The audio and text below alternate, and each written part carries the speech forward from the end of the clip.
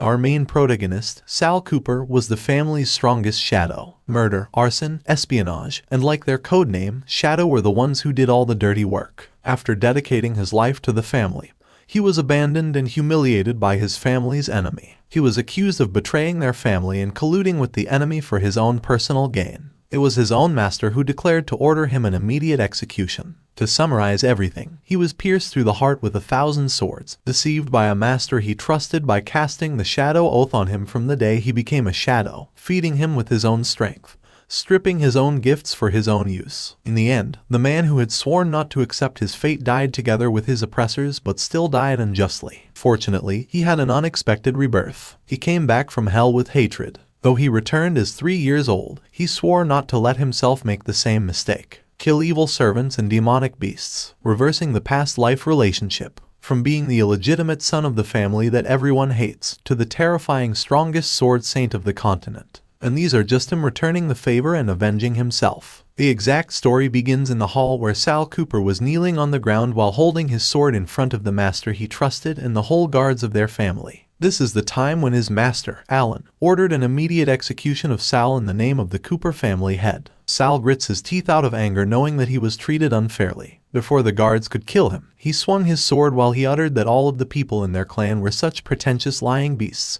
who should rot in hell. He was able to go near Alan and pointed his sword at him. He was trembling since he was pierced on his chest from behind before he could strike. The life he had dedicated himself to his family became something the family sacrificed instead. While he was attacked from behind, he also wondered if his story would really end this way. Before he died, he swore to definitely rip all of the people who betrayed him if he would be given another chance to live. The last thing he recalled is his blood dripping, and all of a sudden, he found himself out of nowhere lying on the grass. Shockingly, he was in the body of a kid, but at first, he wasn't aware. He was full of scratches all over his body, and he was surprised by the fact that he was still alive. He gets up and moves like a shadow, and he doesn't notice that there's someone heading to him. He was puzzled, wondering where he was, but he also felt that the place was very familiar. The person who entered splashed water on his face. It was a lady servant ordering him to clean himself quickly since there was someone who would take him somewhere. Sal felt insulted by the elder's attitude toward him. He stares at the lady with anger, but the lady servant slaps his face so hard and says, "What's with that rotten gaze? You little brat who hasn't even grown all his hair yet, dare to defy me." Sal fell on the ground and he was so wet. He turned his head around and found his reflection in the water that spilled on the floor. He chuckled evilly knowing that he returned to the time when he was 3. He clenched his fist while repeating the word that he was really reborn. As I had said, Sal Cooper was the Cooper family's shadow in his previous life. Together with the other shadows, he endured the family's cruelest training since a young age. Doing murders, arson, espionage, like their codename Shadow, doing all the hidden dirty work for the family. As rewards, the family also presented them with endless riches and glory. Thus, they, shadows, willingly endured the hardships. As the illegitimate son of the family,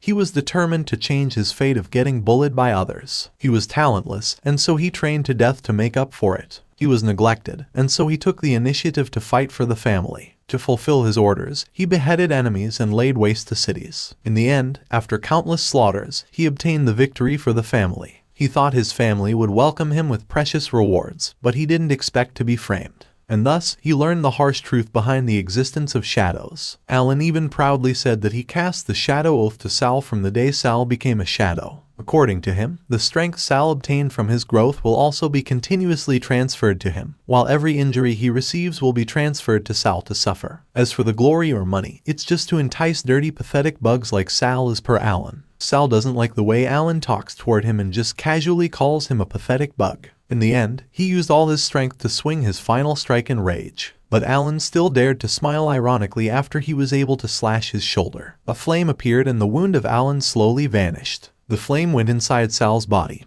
and at that moment, he understood that it's blood magic, which is the reversal shadow oath, and stole back all the power that was taken away from him by his master, Alan. He was spitting blood as he felt severe pain instead of Alan. He knew that his life had reached its end. And now that he was reborn, he swore not to let the same mistake happen again.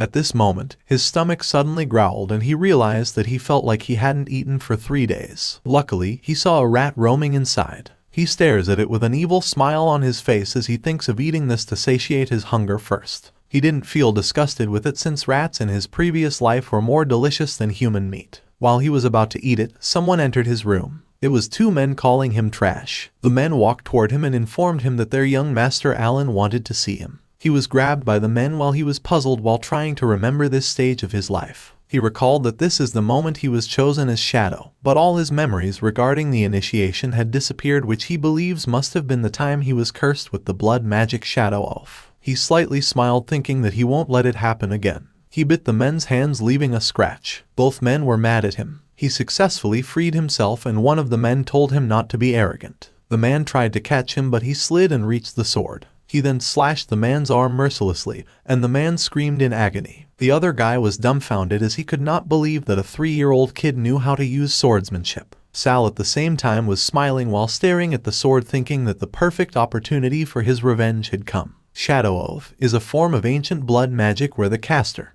who is the master of the oath, only needs to pay the price of a small amount of blood to make the target become his shadow. The shadow will be unable to harm the Oath Master and have to suffer the injuries sustained by the Oath Master in his place. At the same time, all the growth and abilities of the shadow will be transferred to the Oath Master. Due to the cruel nature of the magic, the Empire issued an order 100 years ago to destroy all grimoires with records of shadow oaths, preventing anyone from using it. After what Sal did to the guard of Alan, he was still called together with some other kids. Alan slapped the guard who brought Sal upon knowing that his two men were defeated by just a mere kid. To be bullied by a wild dog, did the Cooper family raise you for nothing? Alan angrily said while pointing his finger at the man. At this time, he's 8 years old and known as the successor of the Cooper family. The man apologizes to him and blames his subordinate for failing the duty. Alan crossed his arms and walked towards Sal while saying that Sal really had the guts to touch his own people. Sal stares at Alan with anger, but he doesn't give any words at all. Alan then ordered his men to lock up Sal in the dungeon and let him suffer. 2 of his guards then answered yes to follow his order, but a lady came and stopped Alan. She's Hira Cooper, the matriarch of the Cooper family, also Alan's mother, and behind her is her subordinate. She then said that Sal had no one looking after him since young, so she believes it's normal for Sal to act a little crazily. If she should be the one to ask, it isn't the best time now to punish Sal since there's an important thing for Alan to do, which is the oath-taking ceremony. She stood in front of Alan and told him not to forget what she told him several times. She bent down and whispered, reminding Alan that there was something they needed to accomplish today. Alan already understood what his mother was talking about. He looked at Sal, wondering why his mother chose Sal, a lowly bastard child he knew, to become his shadow. He vows that he will definitely ruin Sal for touching his men once he finds a chance. He looked back to his mother and smiled, then answered yes. All right, then mother will bring these people out and won't disturb you, our future family head, Hira stated. She then ordered his subordinate to clear the place out except for Alan, and the kids then let the guards cast the soundproofing spell and also make sure not to let anyone disturb the young master. After she left, Alan poured drugged water for everyone without them knowing it, since they were only informed that it was just holy water. He raised his glass and said, from this time forth, every one of you will become a member of the Shadow Army. Let us make an oath to the family. The other kids then uttered, in the name of Shadow, I swear to dedicate my entire life to the family. Our life, our everything was all granted to us by the family. The family's command. Sal was not following them. He stares at his own glass and fakely drinks it. He then dropped his glass on the ground the same as everyone. The helpless kids collapsed, but Sal was just faking it. Alan then smiled while saying that these kids were a bunch of fools who couldn't even differentiate between drugged water and holy water. He cut himself using a small knife and let his blood drip on the ground. The magic then formed on the ground where the kids were lying. A light strike emerged from the ground below Alan was standing, and it went toward the kids. Sal was possessed by the magic, but he was fully aware of what was going on. At this point, Alan was so happy that he could feel power entering his body. He believes that the Shadow Oath is working well on him, and he didn't expect the process to be so simple. He was so proud of himself and he wanted to tell his mother about it as soon as possible. He turned around and called his mother to tell the news, but then his knees were suddenly in pain, causing him to fall on the ground. He wanted to stand and walk, but he panicked since he could not move his legs at all. He thought that it might be the after effects of the Shadow Oath, but then he cannot remember if his mother mentioned about it. He cried in pain and fear while calling his mother to come over, but his scream wasn't enough. You really are a coward that only knows to hide behind your mother's back. But what a shame. In order to not disturb you before you finish the Shadow Oath, your mother cast a soundproof spell. No matter how loud you cry, they won't be able to hear you, Sal stated from behind him. Alan was scared and slightly checked the person who was standing behind him. Then he found out that it was Sal Cooper, which shocked him the most. Sal was holding the sword and his aura was terrifying, making Alan to be more scared. Alan was so confused about why Sal was awake and why he knew about the shadow oath. Sal then teases him that he is scared because of it, and he informs Alan that it isn't just the only thing he knows. "If I were to reverse the shadow oath, I wonder how you would react, Your Excellency," he uttered. He then swung the sword he was holding and struck it on the ground. A red flame appeared, and while he was doing it, Alan felt severe pain in his heart, causing him to scream. He rattled, asking Sal what he was trying to do. Sal pulled the sword and he was still smiling evilly. He walked toward Alan while recalling that he paid the price of his life in his previous life in order to steal back everything that belonged to him. So in this life, he's simply returning the favor. He casts magic toward Alan and Alan screamed so loud. His mother was just waiting for him outside, but she rattled when she heard his son's painful scream, and her subordinate also informed her that the soundproof spell shattered. When the night came, Alan was on his bed. He was so silent while his mother was beside him. According to Hira's subordinate, Alan's body is fine, and only faints temporarily because of using too much magic power. As for the soundproof spell broke, one of the servants was distracted during the spell casting and he already sent that person to be executed. Hira then casually ordered him to feed the corpse to the dogs. She was staring at her son while her subordinate told her that Alan seemed to be unsettled. Also, for him, a lamb is too young to do the shadow oath, so it's inevitable that there will be a burden on the heart. Alan at this moment remained silent. He feels that something had happened earlier, but he couldn't remember anything even if how much he tried to recall it. His mother held his head, which startled him. "Alan, you don't have to feel troubled over the shadows. The strong prey upon the weak in this work, and you are," Hira stated. But her words were cut off when Alan pushed away her hand and said, "How is that possible? I am the future head of the Cooper family. Those wretched creatures should be born to sacrifice their lives for me." Hira then chuckled and he was glad to see his son's energy finally came back in an instant. They hugged each other while the lady promised to give a reward to his son Alan. They were not aware that there is someone listening to their conversation just outside the window. As expected, it was Sal Cooper. He crossed his arms and smiled while saying that the two had a deep bond as a mother and son. He activates his magic power and proclaims that from this day forth, Alan Cooper has become his shadow. In his past life, when he battled for the family, he discovered a blood magic index that had a record on shadow oath. He happily presented it to the family, but he didn't expect himself to have already become the family's sacrifice. It was fortunate that he looked through the contents of the book and combined that with the experience of stealing back his power in his previous life. Right now, he just needs to use a little blood as a cost to reverse the shadow oath and swap the position of Alan and him. Even so, this 3-year-old him is just far too weak and isn't capable of resisting them, so he was determined to get stronger starting from now on. And so, his first step to becoming stronger is to go to the Flaming Cliff. This is the Cooper family's testing grounds, created by the Cooper family to select strong shadows willing to sacrifice themselves for the family. It is similar to how Prometheus stole the flame for humankind and willingly sacrificed himself, enduring the pecks of the eagle day and night. The Cooper family also threw this group of children who were 10 years old and below into the Flaming Cliff. They ordered them to trek through the thorns and commanded the eagles to gnaw on their flesh. Even with their final breaths, they are not allowed to give up until he first shadow scaled the peak and obtained the blessings of the eagle, Griffin, and received a body that will never be injured, no matter how much it is attacked or pecked. When the day came, all the children including Sal were gathered in the Flaming Cliff. There was a man with a bow standing in front of them who informed everyone that they had only 3 days, and regardless of what methods they used, there was only one objective for this test, which was to reach the peak alive. He's Eno's Walker, the Shadow's training officer. He also added that the children shouldn't forget that deserters will be sentenced to death after 3 days. The kids were scared except for Sal, since he was already aware of what to do. "Alright, shadows, for your bright futures, set off," Enos declared and took a blow on his whistle. Everyone then ran to do their task. They were panicking, but Enos noticed something. That is Sal, who was just chilling while walking and even whistled using his mouth. Enos was so confused as to why Sal was really composed while everyone was panicking. The kids were heading in the same direction while Sal has his own way. Enos' subordinate then informed him that Sal is part of the Cooper family and also the illegitimate son who angered Alan Cooper yesterday. Sal climbs on the cliff and seeing what he is doing makes both Enos and his subordinate laugh while saying that Sal is so stupid for not taking the slope and is scaling the cliff wall barehandedly. They were sure that Sal would probably fall without even reaching the halfway mark. Enos' subordinate suggested that they must now collect Sal's corpse since they expected Sal would really die at this rate.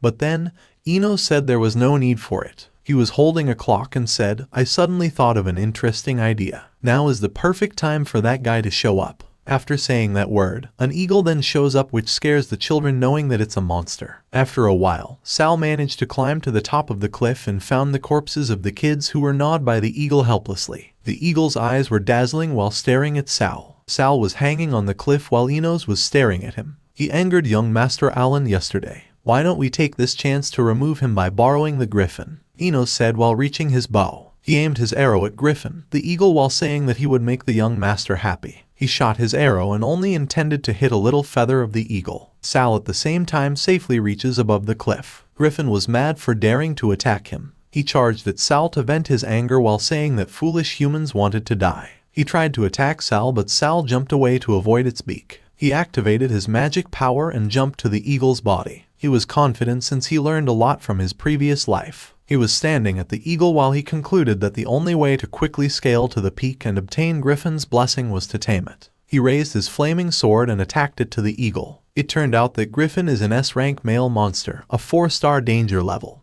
and was originally born here in the Flaming Cliff. According to legends, it developed intelligence after consuming a massive number of human brains and is capable of communicating with humans. It struck an agreement with the Cooper family to assist them in selecting shadows in exchange for bait. Those who receive the blessing of the griffin will be rewarded with an indestructible body. It loves gold and jewels and has one offspring. Griffin was squeaking in agony the moment Sal struck its head. Sal was aware that griffins are stubborn creatures by nature and possess human-like intelligence, and if he doesn't completely subdue it, it will never be tamed by him. That is why he can only use this move, which is the Shadow Blade, slashing third form. He slashes Griffin with this technique, but Griffin avoids it and suddenly blows a wind orb. He then attacked it to Sal, and Sal unfortunately flew away and almost fell on the cliff. Lucky for him that he was able to grab on the cliff and climb back. He admitted that he was too careless without thinking that he was a 3-year-old kid now, not a 30-year-old adult, so there was no use for him that he had mastered the sword technique in his previous life, since with his current physique and strength,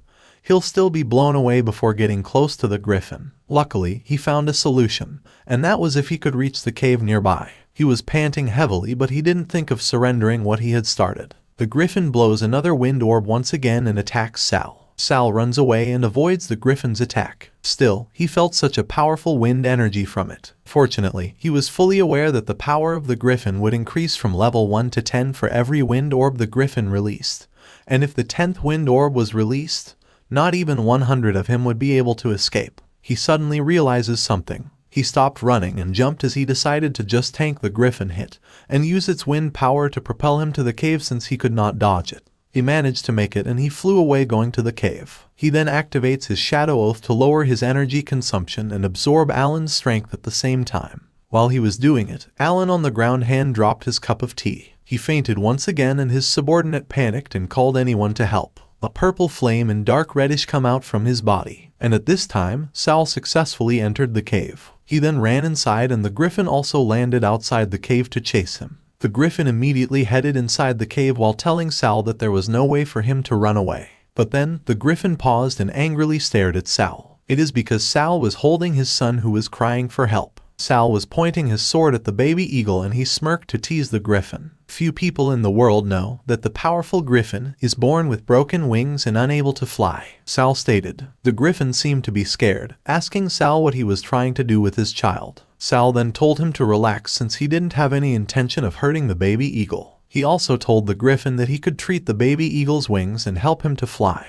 The griffin was confused and Sal told him that he could really make it happen, but there was a condition. While Sal and the griffin having a discussion inside the cave, Enos and his subordinate don't hear any noise from Sal and the griffin, so they both conclude that Sal has been eaten by the griffin. Because of it, they both decided to leave and report the failure of Sal and the other kids to Alan so they could gain some favor. But as they walked away, Sal riding in the griffin suddenly appeared behind them. "Sure, then I shall send the both of you. But I might have to trouble you to wait for him down in hell," Sal stated with crossed arms. The two men were scared and ran away while screaming no. But in the end, they were eaten by the griffin alive. "I've done what I promised. Now it's your turn to fulfill your end of the deal." the griffin said, and Sal then ordered him to bring him to the secret realm at the northernmost of this mountain range. Meanwhile, they arrived at the land of stone and stood still for a moment in front of a huge gate. Before entering, the griffin reminded Sal to take the sword of Perseus just like they had agreed, then help him obtain the Medusa's blood which can cure everything. Sal confidently smiled and told the griffin not to worry, but the fact is that his goal isn't the holy sword that the griffin wanted nor to help the griffin. What he wants is to borrow the griffin to destroy this secret realm. The griffin opened the gate, and while they were still standing outside, they instantly saw Medusa's statue together with 3 other human-like statues. The griffin started attacking the statues, and he was shocked when he found out that the statues inside this realm were able to move. Still, he easily crashed the statues, but unfortunately, the shattered pieces of the statues gathered and slowly became one. Sal fell on the ground upon seeing it. He uttered the statues' names, which are Dano, Enio, and Pamphredo. According to him, these 3 statues don't have the 5 organs just like the Gree sisters in mythology, also share the same eye and the same tooth. While he was explaining, the griffin was listening to him while staring at the creature in front of them. He added that the 3 statues had the ability to control seawater because they were the daughters of sea deities, including Medusa. The Gree sisters formed into one and are already in front of them. He screamed run, and the Gree sisters cast a strong wave of water on them. Sal and the griffin ran, but then the griffin said there was no point in them running away. What he wants now is for Sal to find a way to get the sword that he wants. Sal acts to be scared while saying that he is searching for the sword.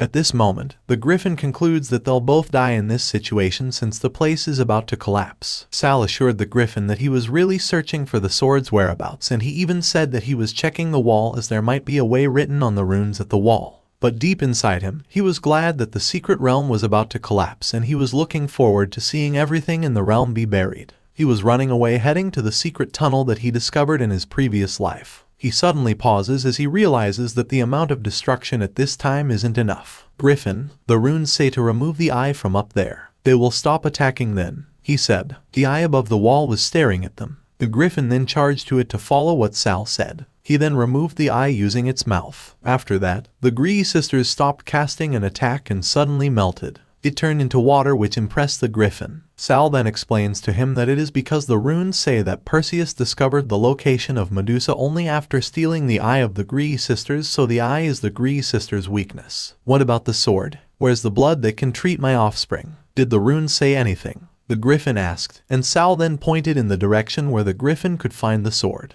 It was located right behind Medusa. According to Sal, Perseus used this sword to behead Medusa, spilling both red and green blood. The red blood can poison all living souls to death, while the green blood can heal all illnesses. But these are just legends. As for this secret realm, there is another secret. That is, the emergence of the sword of Perseus is the time of Medusa's revival. At this point, Medusa woke up and aimed to attack the griffin. She casts an attack, and Sal then seizes the opportunity to run away to leave. Once the Medusa statue is activated, he knows that it won't stop unless someone beheads it with the sword of Perseus. He opened the secret path to exit, but when he took a glance at Medusa, it turned out that it wouldn't let him leave and suddenly attacked him. He was lucky enough to avoid it. He slid on the ground while staring at Medusa. Medusa's eyes were dazzling. She possessed an azure flame, and Sal was confused as to why Medusa was attacking him. He wondered where's the griffin, but then he found that the griffin was hiding on a rock. You can tell at a glance that this guy won't be easy to deal with. I'll leave the rest to you, I don't want to die, the griffin said. And this is the first time Sal discovers that the griffin has the skill to shrink itself. Medusa was hissing. Sal runs away while Medusa keeps on attacking him. Fortunately, he passed this secret realm once in his previous life, so he's not out of options. He runs at the Knights of the Round Table, planning to acquire the shield first. He knew that he would then be able to use the reflection of the shield to lower the risk of looking directly into Medusa's eyes and turning into stone from carelessness. At the same time, he can also shield against Medusa's gaze attack. After acquiring the shield, he was able to block each of Medusa's attacks. Still, he was struggling a little because of the strength Medusa had. Unfortunately, he flew away and vomited blood the moment Medusa attacked him with its full force. He falls to the ground and realizes that the shield isn't enough for him to survive. In addition, he knew he could not run away since the secret realm was already destroyed by Medusa. And with the level of his talents, he knows he can't wield the sword of Perseus. But then, a part of him believes that he won't confirm it unless he tries. He also concludes that he would surely die in this realm if he didn't give it a try, which is why he dashed to the sword and grabbed it.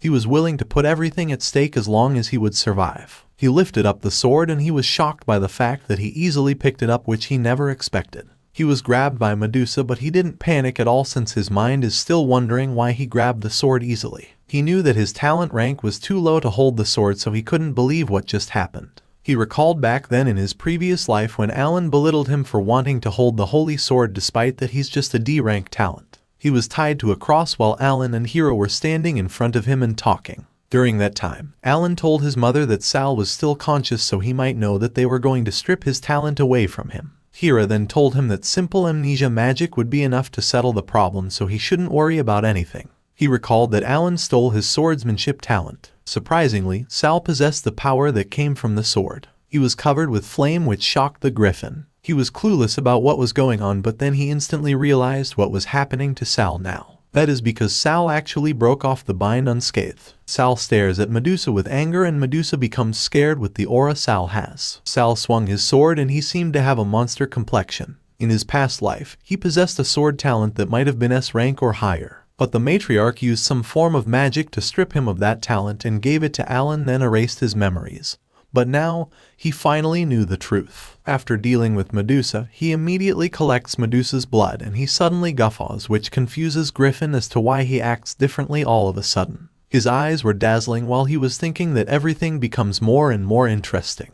Because of what he discovered, he was confident to deal with Alan and those other people who betrayed him. While he was laughing alone like crazy, Griffin slowly moved to take the chance to hurriedly scurry away while Sal was busy. But then, when he was about to flee, he was startled by the voice of Sal commanding him to come back. Griffin turned back and addressed Sal as his lord, asking him what was the matter. Sal at the same time senses that Griffin suddenly becomes afraid of him despite the fact that he's an S-rank monster. "Is your head made of metal?" Sal asked, but Griffin was confused by his question. After explaining to him, he then flew inside the tunnel and started destroying it. He was forced to bump into the wall, causing him to get a lump on his head. While doing it, Sal was riding on his back. At the same time, Griffin realizes that Sal only used him to destroy the secret realm right from the start. Since Sal can treat his offspring, he also won't let the opportunity pass. He continued to destroy the cave. The secret realm was completely destroyed after a few minutes and Medusa was covered by the rocks that collapsed. After finishing the secret realm, Griffin went back to the flaming cliff together with Sal. Surprisingly, he uttered Sal's full name and declared to bless him with his title as the Griffin. He blessed Sal with a body that will never be injured no matter how he'll be attacked. Sal was covered with the magic of Griffin. While in the process, he feels like his body has strengthened and some of his minor injuries have healed.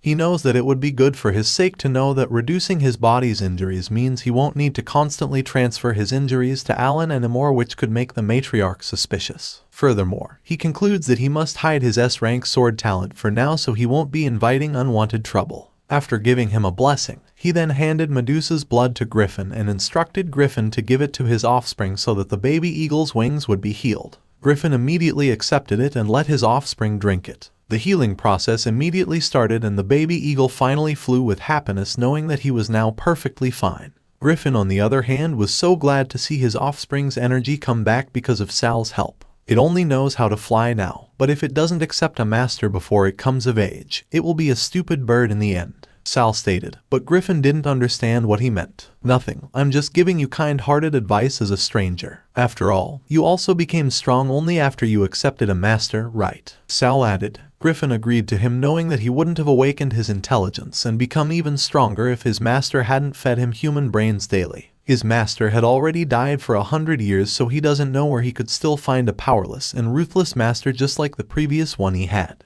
His eyes suddenly brightened as he thought of a way, that is to choose Sal Cooper as the master of his offspring. "Please accept my child as your pet, master," he said. Since Sal possessed incredible intelligence and skills beyond anyone his age, Griffin believes that Sal might even exceed Bled in the future. Sal smirked, knowing that Griffin took the bait. "All right, I can accept it as my pet monster, but you have to make a deal with me," he answered. He told Griffin that he wanted all the information Griffin had regarding Bled Cooper, as well as the precious key that could unlock the place where the Cooper family worships the sword spirit Bled. Going back to Cooper's palace, Hera received a report from her subordinate that they could not find the cause of why Alan always fainted. "Are you telling me that the young master's constant fainting happens out of thin air? How long will this situation last?" she asked, and her subordinate told her not to worry since Alan has the protection of the Shadow Oath and has always woken up very quickly. In addition, Hira also had those little shadows helping Alan to take his injuries in his place and supply him with strength. Hira agreed with her subordinate, but he really felt strange with the whole situation since Alan started to faint on the day of the Shadow Oath ceremony, so she concludes there's someone behind it.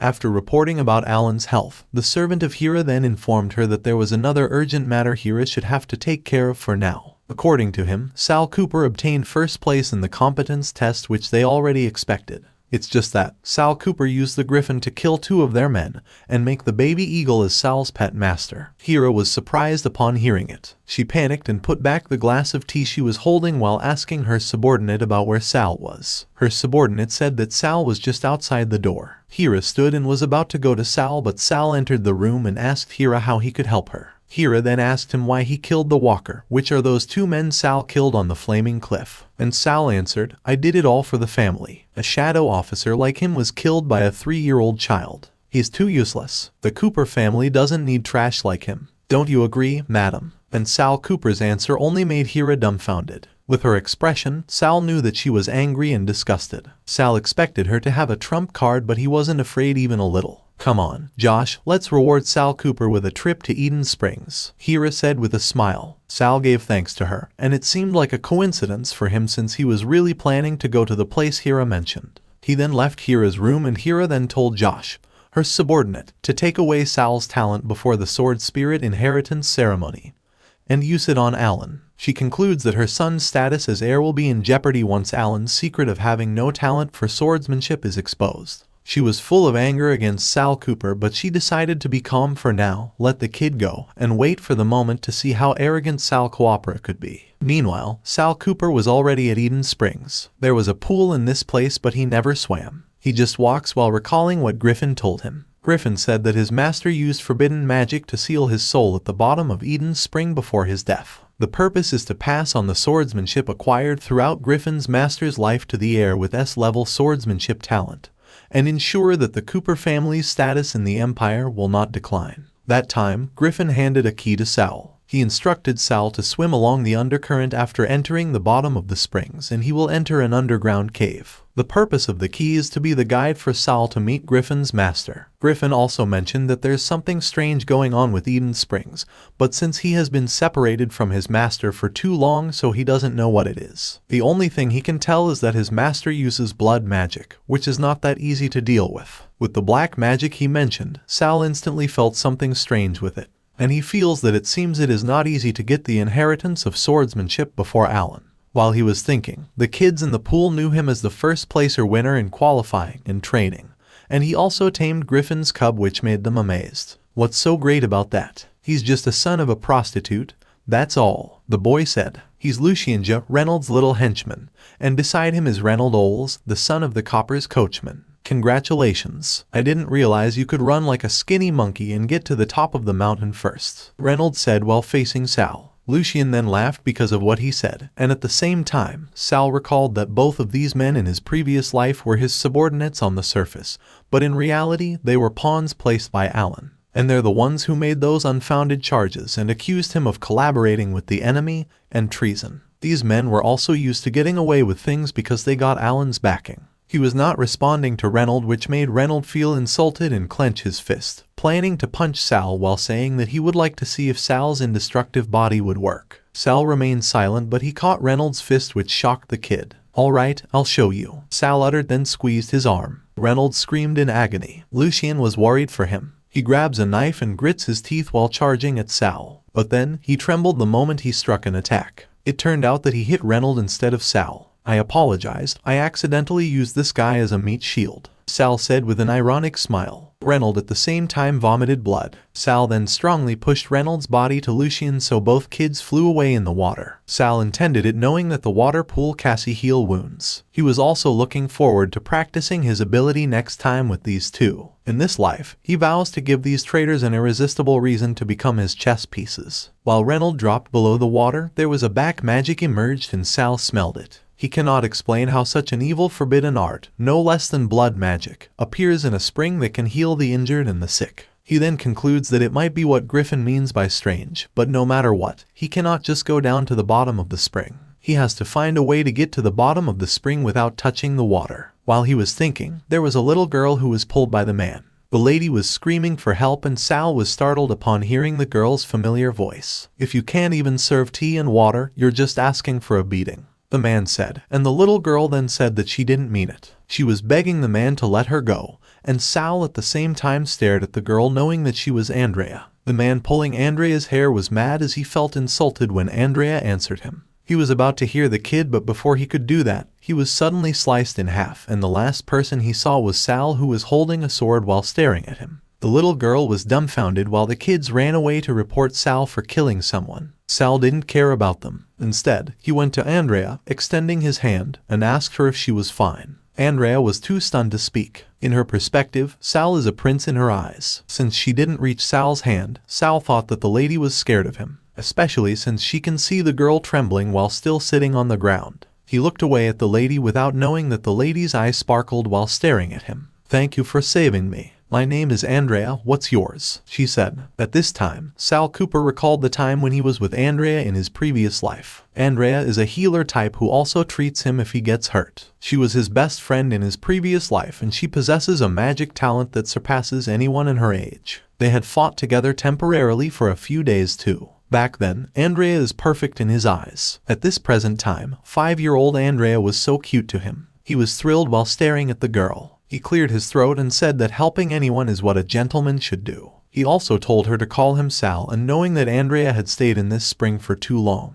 he decided to seize the opportunity to ask something to the lady. He asked her if she knew a way to drain the spring or get into the spring without touching a drop of water. He cannot forget the task in his hand, and he believes that he could find a way with Andrea's help. "Did you realize it too?" Andrea asked, but Sal didn't know what she meant to say. Andrea whispered to him, saying that although there is a strange magic in the spring that can recover injuries, anyone who uses it can never accept another form of healing magic and can only rely on the spring to recover their injuries. Sal then understood it. He concludes that there is another way for the Cooper family to control the shadows, by forcing them to beg the family for help when they are suffering through pain. Andrea suddenly held his hand and offered him help so she could also give thanks to him. That is to let him enter the spring without touching the water. She doesn't wait for Sal's response and immediately activates her magic power. It covered her and Sal. According to her, this magic is called duck magic, which enables people to become like ducks. Ducks can dive into the water without wetting the insides of their feathers. Sal smiled knowing that this magic is really called isolation magic, and he believes that Andrea only named it by herself just like what she was in the past. At this time, the guards of the spring came to catch Sal for killing someone. He immediately ran away while pulling Andrea's hand. They dived into the pool and no guards dared to chase them into the water. Sal went deeper. He feels the undercurrent of the spring, so he concludes that this area of the spring might be the place Griffin mentioned. Andrea was giving him a signal since they could not talk in the water. She was telling him that they could not go down deeper and she wanted them both to leave quickly.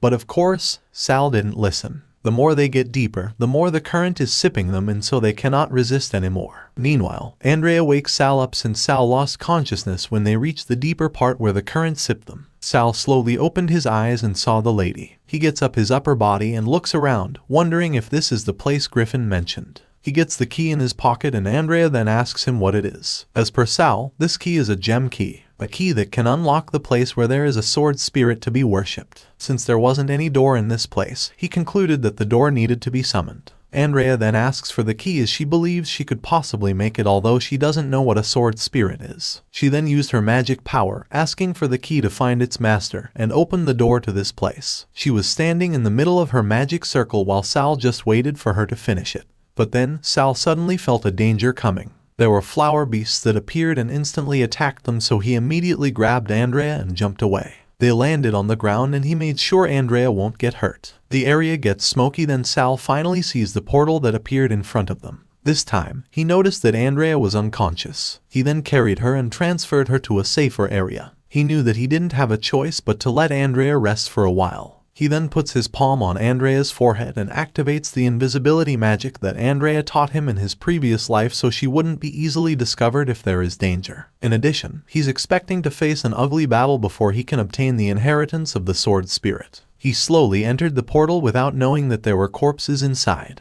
As he entered, he flinched upon seeing thousands of corpses, and above these bodies were the murderer. This monster was holding a lady. His face was scary. He looked at Sal and declared that he had a guest. Eden Spring, on the surface, is a medicinal hot spring, but in reality, it is a sensual place where the Cooper family keeps their concubines. And in this moment, Sal realizes the true fate that awaited them. He discovered that all of them became nourishment for the sword demon. The monster moved closer to him, but he wasn't afraid at all. He stares at it with anger, and the monster says that Sal has a scent of an S-rank talent. Sal then jumped away from this monster, and he was wondering how the monster knew that he was an S-rank talent. This monster then summoned a blood-type weapon while saying that Sal didn't look pampered at all, which made him conclude that Sal is just a bastard child that came to take the inheritance. While saying such words, he charged at Sal and tried to attack, but Sal blocked his weapon. "I won't give it to you easily unless you can get past me," the monster said. Sal then told him not to worry since he only came just to kill this monster. The monster swung its weapon and said, "As expected, if my bled Cooper's descendant. You're crazy, Anaug." He moved closer to Sal while Sal also moved backward. They fight with their swords, but the monster is able to hit Sal's chest. Sal moaned in pain and he fell on the ground. The monster then teases him that he is too weak. The monster flinched when he saw something. He noticed that Sal's wound slowly healed. He believes that it was because of the Griffin's blessing, and he said that he didn't expect that the Griffin would acknowledge Sal. Sal's wound completely held in just a few seconds. Right now, he was thinking that blood sacrificed is a great amount of the monster's power to seal his soul. He also believes that there is still a sliver of hope for him to get the inheritance with his current ability. He stood full of blood. His aura is now different than earlier. A golden cross then suddenly appeared beside the monster. The monster was pierced in his hand, and he was aware that this thing is called a magic restrictive blood formation. He was crucified and he screamed in so much pain. "You've been dead for too long, and you didn't know that in these 100 years, the Empire has already researched and developed techniques to deal with blood magic," Sal stated. At this time, he planned to take the monster's heart and forcefully receive the inheritance. The monster screamed no, but he suddenly smiled while Sal pointed the sword at him. Shockingly, he freed himself from the cross, and Sal was puzzled thinking what just happened. The monster jumped away from him while laughing so loud to tease Sal, and he said that Sal was so interested. He also stated that it had been a while since he played with a little mouse. Blood dripped from his hand and he uttered, "The game is already over, I'm not playing anymore." Because of the blood fell on the ground, the blood spirits were summoned. At the same time, the monster admitted that Sal really does possess some ability and talent. It's just that they're not enough to earn his sword technique inheritance. The blood spirits started to attack Sal. He confirmed that the sword demon really had such powerful strength as it was able to use blood to control blood spirits. He tried his best to block the attack of the spirits, but then it was too many, so he got slashed on his back. The spirits were floating, and Sal observed that the attacks of these spirits were too concentrated. He then activates a holy sword protection, and he plans to use the sword of Perseus to resist the magic. Unfortunately, the sword demon tapped the protection that Sal casts, and it instantly shattered to pieces. Sal was dumbfounded. The sword demon choked him and then lifted him up while telling him that he should know that after a cat is done toying with a mouse, the mouse will be eaten. At this moment, Sal was enduring the pain, but he was aware that his blood and mana were draining away. "Your aura is familiar. It's just like the taste of a concubine that I've eaten last time. Perhaps that person was your mother," the monster stated. Because of what he just said, Sal's senses started to regain. "This is perfect. Let me have a taste of her child," the monster added, and something reddish suddenly crumbled to pieces. Right at this moment, Sal recalled the memories of when he was with his mother. His mother always put him to sleep by patting him. She was a lovely lady who also had white hair the same as Sal. One day, Sal brings a flower for his mother and he is so excited to give it to the lady. But then, he fell to the ground and his mother walked away and never looked back. "Sal, I'm sorry. Mom is leaving,"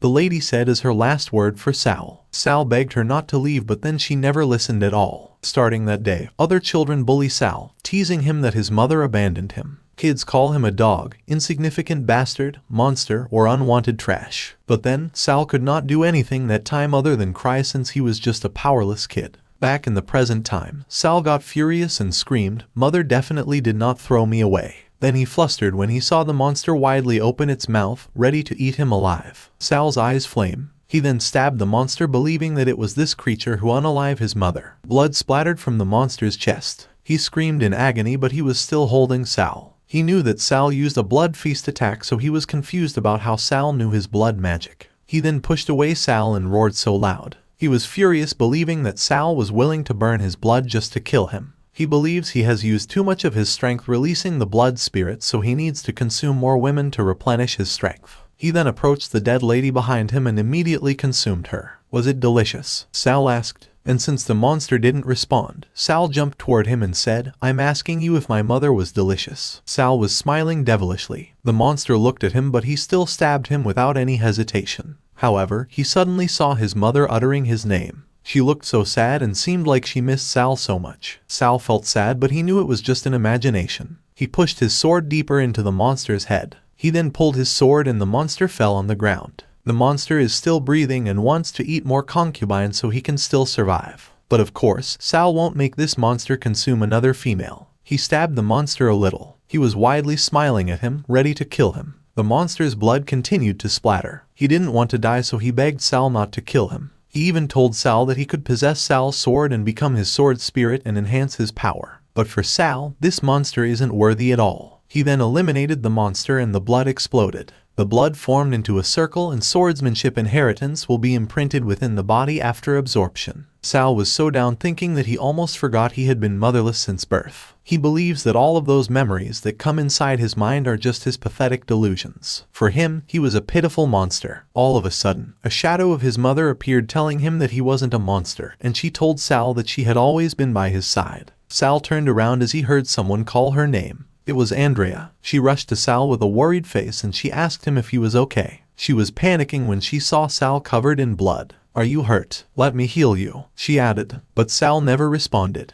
Andrea then healed him by holding his cheeks and Sal was out of words. In the previous life, Andrea also met the same fate as the concubines eaten by the monster. Recalling it made Sal sad and suddenly hugged Andrea. Andrea was shocked by his behavior, and while hugging her, Sal told himself that he would not let tragedy repeat itself in this life. As the monster mentioned earlier, Sal used a blood feast attack. It was blood magic that cost the user's own blood. The condition of this magic is a divine grade treasure sword. It sacrifices the user's blood to the holy sword and greatly increases the weapon's attributes before the blood is fully burnt. The disappearance of the sword spirit demon caused a commotion within the family, resulting in the sentencing of all guardians of Eden Spring to death. And after witnessing Sal's ruthlessness, the servants never dared to bully Andrea again. Amidst the lies, Sal is accused of being the cause of the sword spirit's disappearance, but without evidence, the matriarch can only intensify the persecution. Confinement, withdrawing blood, and poison, but Sal survived all of them unscathed. 4 years later, at Cooper family training ground,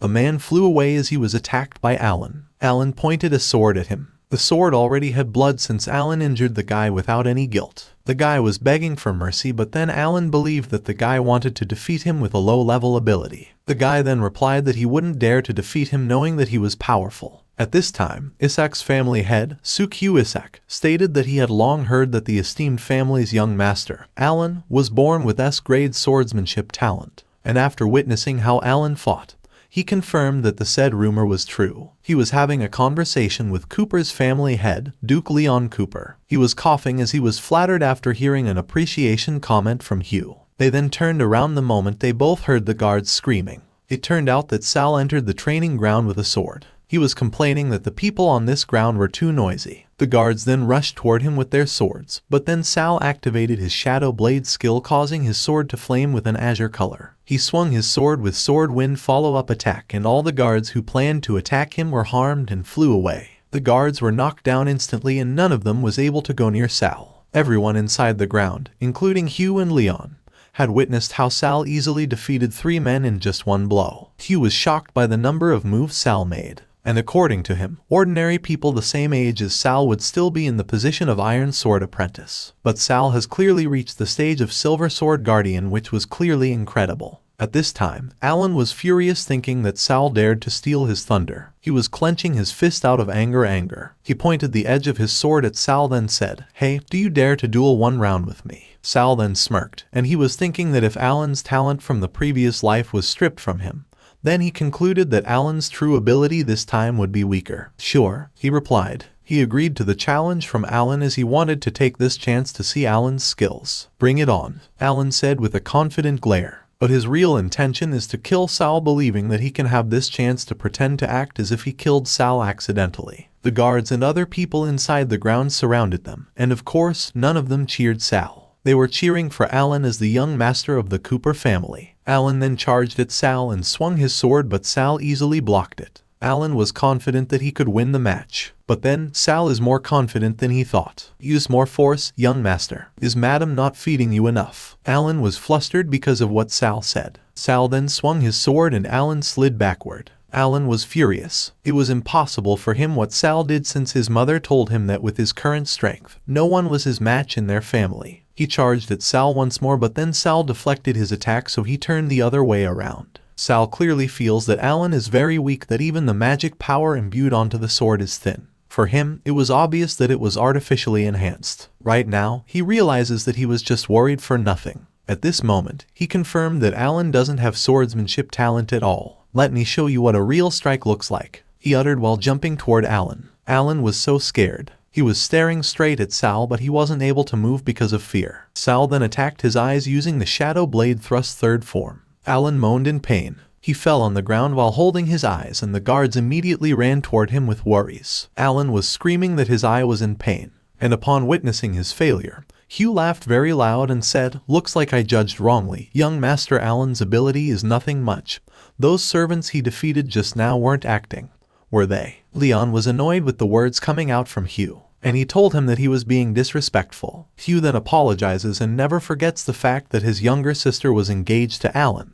However, he doesn't want his younger sister to be married to a useless man. "You're worrying too much. If the royal family hadn't granted this marriage, who knows if your sister would even have been able to get married?" Leon replied with annoyance. His words made Hugh angered and commanded him to repeat what he said. Hugh turned around and told Leon that he wouldn't disturb him any further, and he reminded him not to forget their two families' joint operations in 10 days. The moment he left, Leon felt so much angered toward his own son. And he never denies the fact that Alan is really trash for being so weak. "What is that little shadow called?" he asked, and his lady servant then replied, "Reply to master, his name is Sal. He's the child of one of your mistresses." As of which mistress, it wasn't recorded. Leon then realizes that Sal is also his son, and he believes that Sal's sword talent is good because of him. He then commanded his lady servant to bring Sal to his study room, and the lady servant replied yes. Leon went back first to his study room, and Sal came after a few minutes. "Master, what are your orders?" Sal asked. At this time, Leon was staring at Sal, but he couldn't sense any talent power at all. A part of him believes that Sal intentionally hiding his true ability to steal the position of heir in the future. For him, it was too crafty,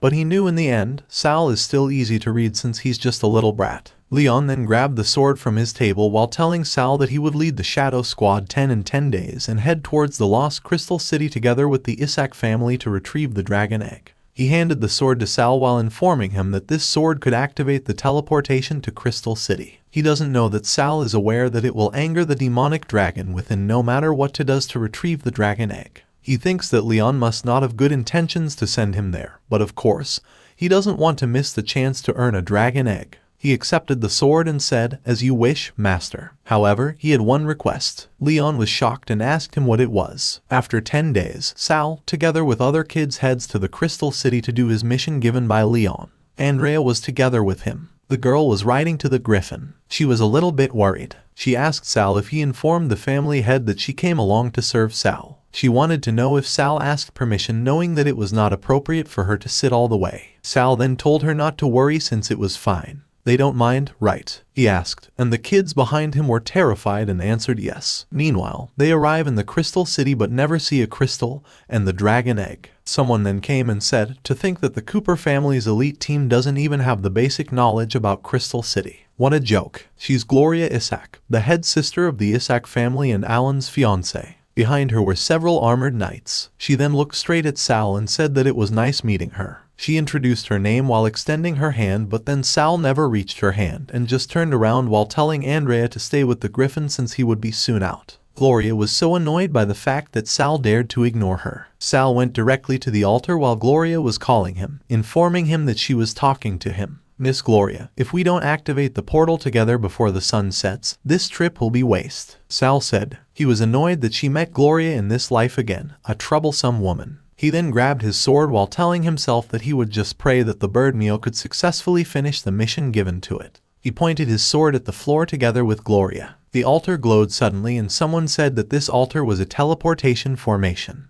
The crystal city finally appeared. It was so beautiful and some of the people around wondered if the legendary demonic dragon egg was really in a place like this. At this time, Gloria and Sal walked toward the crystal city, but then the leader of the knights stood at the center of the altar. He was planning to kill all the Cooper family's soldiers and bring the dragon egg back for the Isaac family. Sal feels something bad about to happen. The knight raises his sword, ready to attack the Cooper's soldiers, believing that if he eliminates everyone, the Isaac family head will definitely reward him. Sal activates his magic power and tells all the people to quickly fall back. Someone then attacked the altar and both Gloria and Sal were almost harmed. It turned out that the light sentinels that protect Crystal City had appeared. The leader of Isaac's knights was so scared, calling his mother to save him. Gloria then bravely charged at the light sentinel and attacked one using her thorn/slash ability. Her knight was worried for her, but then she was mad at him for acting on his own without asking permission. The knight then said that he just did it for the sake of the Isaac family. However, Gloria believes that he's just doing it for his own benefit. Two sentinels then charged at Gloria and Gloria panicked the moment she heard the knight informing her that there were two sentinels charging from her back. To her surprise, the sentinels were slashed in an instant,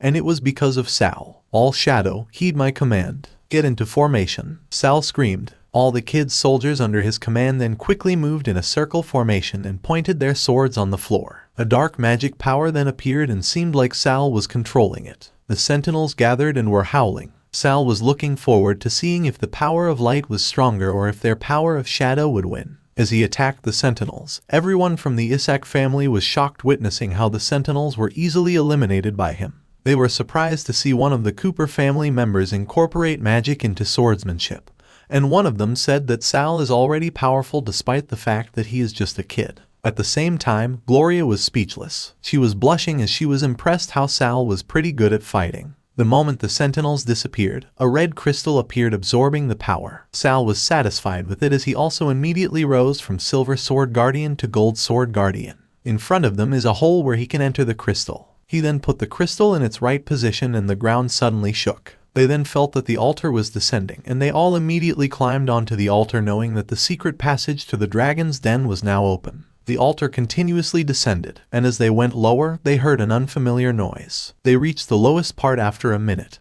and the altar where they were standing was landed above the dragon eggs. The Cooper and Isaac families then went to the egg in a hurry to quickly gather it. Sal and Gloria were just looking at them, and Sal was thinking that the kids and others were in a rush to deed the demonic dragon, which is an idiotic reason. All of a sudden, the red dragon appeared, which means it has awakened. Everyone then ran away, but Gloria and Sal grabbed their swords. Gloria told everyone to calm down and get ready to fight. Sal then told Gloria that he would cover the rear, and he commanded everyone to take the dragon eggs and leave. But while the others were trying to steal the eggs, the ground shook again. It turned out that Gray, one of the servants of the Cooper family, had gone to the altar and pressed the crystal to go back above with only one dragon egg. It is because Leon commanded him to use the shadows to hold the dragon back and destroy the teleportation altar after he has secured the dragon eggs. Leon doesn't want to let the Isaac family have a chance, and he believes that Sal is on his own. "I'm sorry everyone, but the Empire can only have one family who possesses the dragon egg,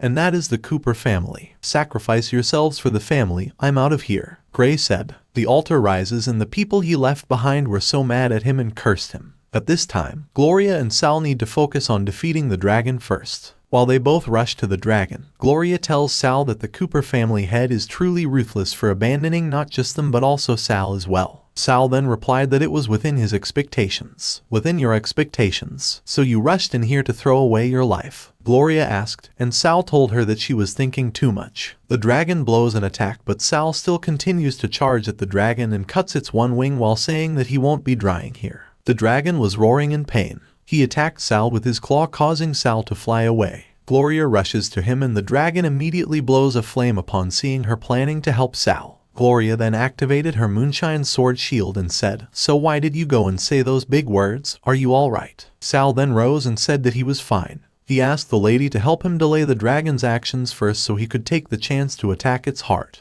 "Please, Miss Gloria, you're the only one who can do this," he added. Gloria was blushing again, and she agreed to what Sal wanted her to do. She then rushed to the dragon to destroy it, and she was determined to not let Sal look down on her, knowing that she's also a gifted swordswoman. Sal was looking at her with a slight smile. After a few seconds, Gloria then informed Sal that the perfect time to attack had come. But she was confused when she saw Sal doing nothing. She asked him why he remained standing, but she never received any response from Sal. The dragon continued to attack her. She concludes that Sal fell too hard just now and has no energy left to attack the dragon. She was afraid that they would all die if this continued. She applied her sword dance of destruction, and the dragon received several attacks on its body. Because of it, the dragon fell to the ground, so everyone thought that it died. The kids then kicked it, and they were happy that the dragon was finally eliminated. Gloria was so touched, believing that she had eliminated the dragon by herself. However, the dragon got up and roared loudly. It turned out that it entered its berserk phase. Gloria was puzzled, questioning how it was possible. Behind her was Sal telling her to hide.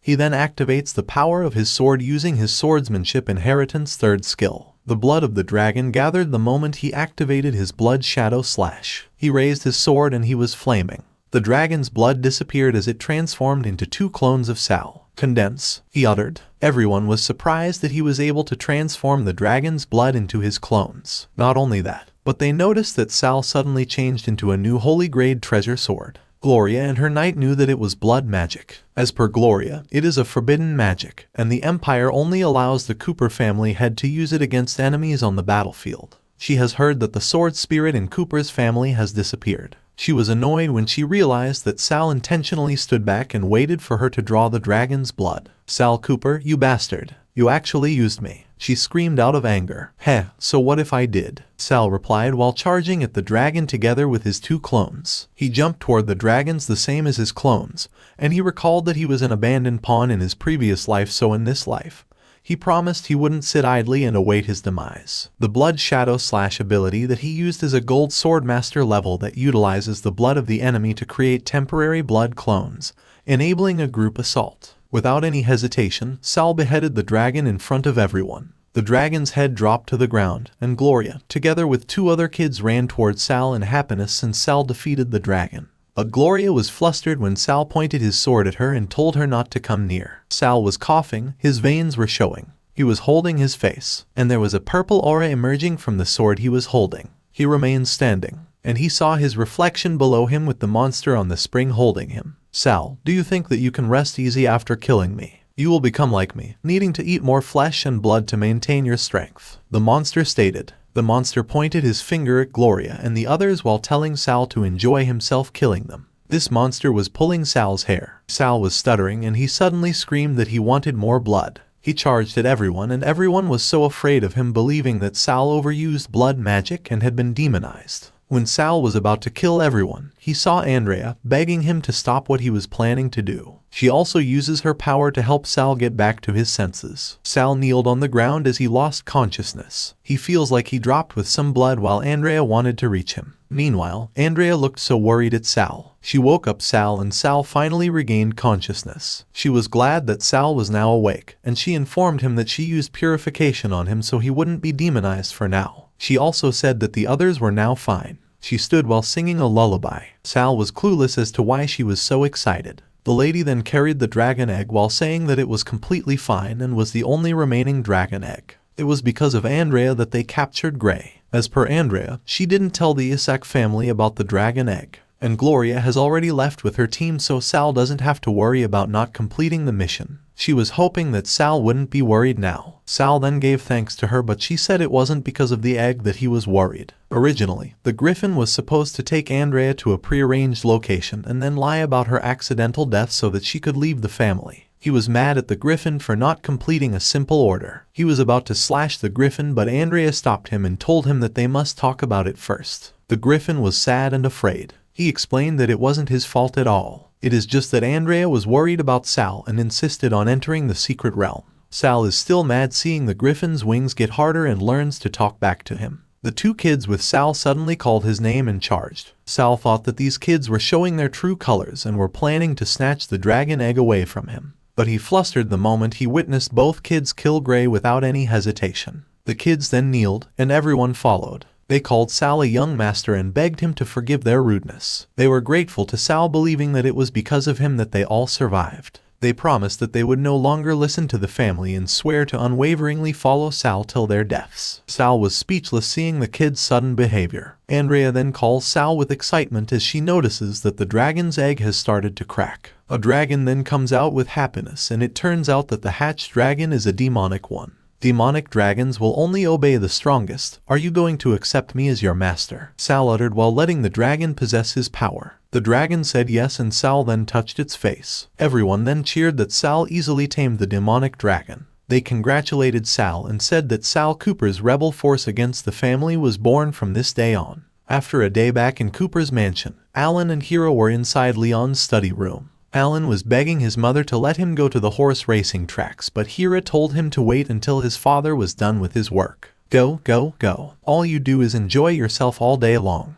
You're worse than a bastard child. Did you know that Sal Cooper kid not only slew the demonic dragon but also tamed its offspring? Leon angrily said while slamming the table with a piece of paper in his hand. It's not the child's fault. Why are you mad at him? If our Alan had gone, he would have definitely tamed the demonic dragon. Hira replied, and of course, Alan agreed with her. Hira then grabbed Alan with her to accompany him to the racetrack today instead of his father. They exited the study room of Alan, and Alan then rushed, ordering his servant to give him his horsewhip. Hira was covering her mouth with her fan and asked Josh about how the research on deprivation magic was going. Don't worry, madam, we've successfully completed the research. We are only waiting to find a test subject with S-rank talent. Once we've ensured that it's possible, we will immediately use it on Sal Cooper. Josh replied, not bad. This time, I will definitely get rid of that brat, Hira said with a giggle, and the brat she was referring to was Sal. 5 years later, Sal grew up and Andrea still purifies him so he won't be demonized. But this time, he was fully purified, which means he won't be demonized in the future,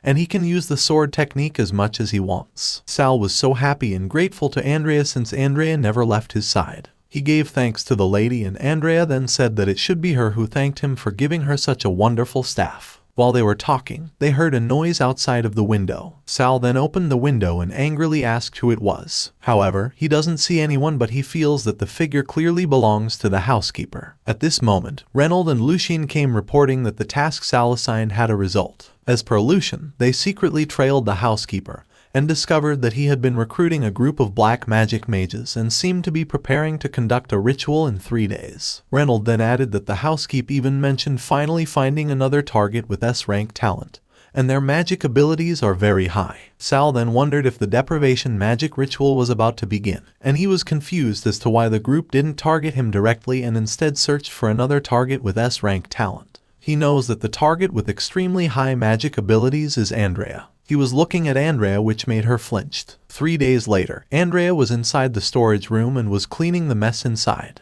Josh suddenly came behind her with a handkerchief in his hand and covered it to Andrea's mouth. Andrea wanted to scream, but she got weaker until she fainted. Andrea was brought to the ritual and used her. She was in the middle of a magic circle, and the mages uttered, "Thank for the power to my control. The power flows, following me like a shadow." Josh was holding a sharp weapon. He was planning to use it to stab Andrea to use the blood of her heart mixed into the formation, and his main goal was to get Andrea's power. He tried to stab Andrea, but the lady suddenly disappeared. Andrea suddenly teleported behind him and said, "That's illusion magic." Josh was shocked and nervous. Andrea was mad, telling Josh not to underestimate her. She then activates her shining star lock and easily captures Josh with it. Josh was annoyed by the fact that Andrea was quite tricky. "Why are you all just standing there? Take her down," he said, and the mages then prepared to attack. Andrea then suddenly closed her eyes since it was Sal's order. She also covered her ears so she couldn't hear anything. Josh then looked up above as he heard a weird noise. It turned out that Sal's griffin and dragon were coming to them and attacked them one by one.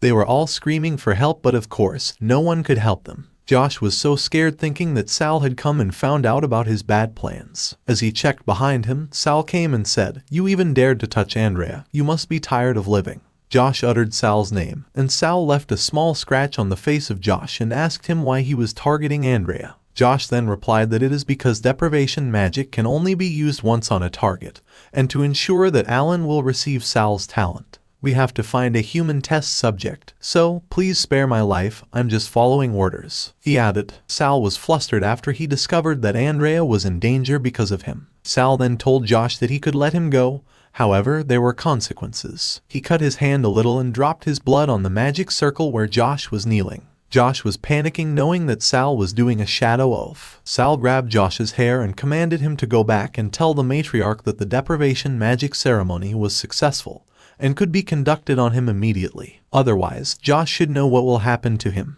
Josh then asked him why and Sal replied, "Why? Naturally, it's to expose Alan's true colors." The next day morning, Josh went to Hira and told her that the deprivation experiment had succeeded. Of course, it was a lie and it was originally Sal's order. Behind them was Alan, inviting Gloria to tour the garden with him, but then Gloria didn't want to come with him. Hira was smiling upon hearing the report of her servant. She then asked him if he was certain and Josh replied absolutely and stated that the upcoming full moon coincides with Alan's coming-of-age ceremony. A perfect time to act. "Good, you've done well," Hira said. She thought that her long-cherished wish was finally coming true, and her main intention was to make Alan the future head of the family and the future strongest man in the empire. "Miss Gloria, are you playing hard to get?" "What a shame, I've seen through it," Alan replied to Gloria. He wanted to get close to Gloria since it was his mother's order, and he knew every lady wanted to be with her, so he believed he could easily get Gloria. However, Gloria pointed a sword at his neck and said, "Play hard to get. Is a useless young master like you worthy of becoming my fiancé?"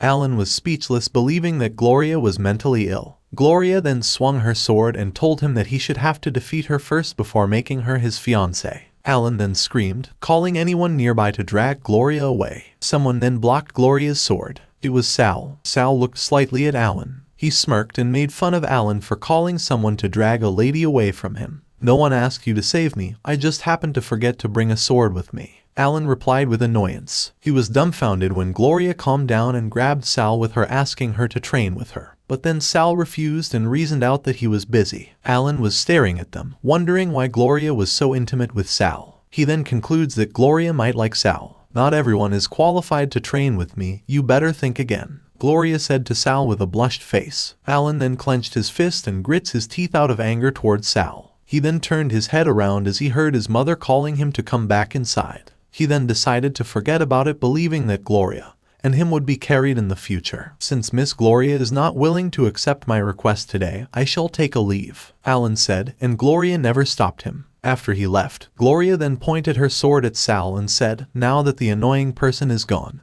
if you don't agree to train with me, I will attack you immediately." Sal then agreed to train with the lady, but he wanted her to promise him one thing. Gloria then commanded him to say what it was, and Sal then asked her to introduce him to her brother Duke Isaac. The night came, Sal and Hugh Isaac finally met. "I have a way to cancel Miss Gloria and Alan's engagement, but I hope that you can lend me the Isaac family's heirloom, the illusionary time box," Sal stated. But then, it only made Hugh speechless. In the previous life of Sal, Duke Isaac was not satisfied with the playboy Alan and was also unwilling to ally himself with the Cooper family. He repeatedly proposed to cancel the engagement but was constantly rejected by the royal family. So in this life, Sal wanted to take advantage of it. However, Hugh slashed a little on Sal's face and called him an arrogant kid. "Is an engagement blessed by the royal family something that can be cancelled by the likes of you? You dare to talk about conditions with me?" Hugh stated. "Likes of me? Only someone like me can solve your problems," Sal replied while summoning his sword.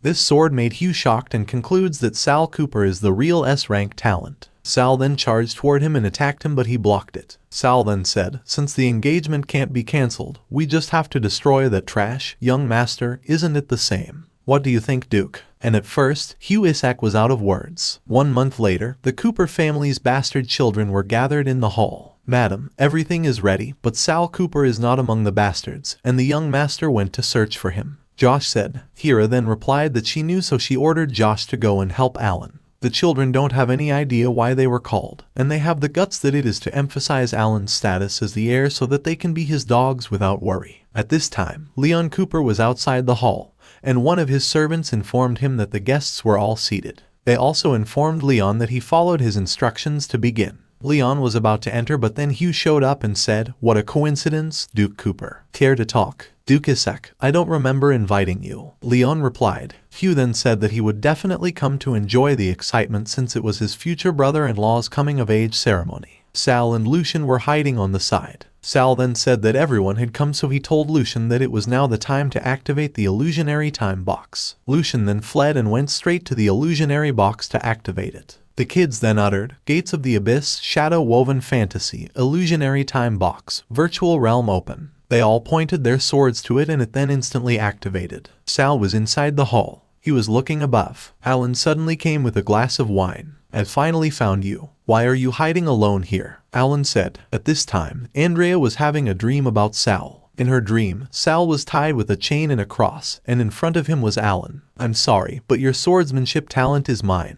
Alan said, then stabbed Sal. "This is your fate, Sal Cooper," he added while his sword was stabbed in the chest of Sal. Andrea screamed the name of Sal as she woke up in fear. She was currently at work, and the lady boss then told her to stop napping and get back to work. She answered yes, however, she was bothered by the dream she had. She activates the power of the stars and figures out that the dream she had is a reality from a previous life. The power of the stars is one of the talents awakened by a time mage. Mages who awaken the power of the stars can spy into the past and future through time fragments. She then stood and ran away believing that Sal was in danger. She was screaming Sal's name. She wanted to stop Alan before Alan made a move. As she reached the area where Sal was, she witnessed that Alan handed Sal a wine saying that this wine was awarded to Sal by his father. By the light of tranquility and the power of the stars, fall into a deep slumber, Andrea uttered while casting her magic power to make Alan sleep for a few moments. But then, she was startled when she heard someone calling her name. It turned out that Hira came with her 2 men. One of the men charged at Andrea since Hira ordered him to take her away without making too much noise. The guy then held Andrea from the back and covered her mouth to prevent her from screaming.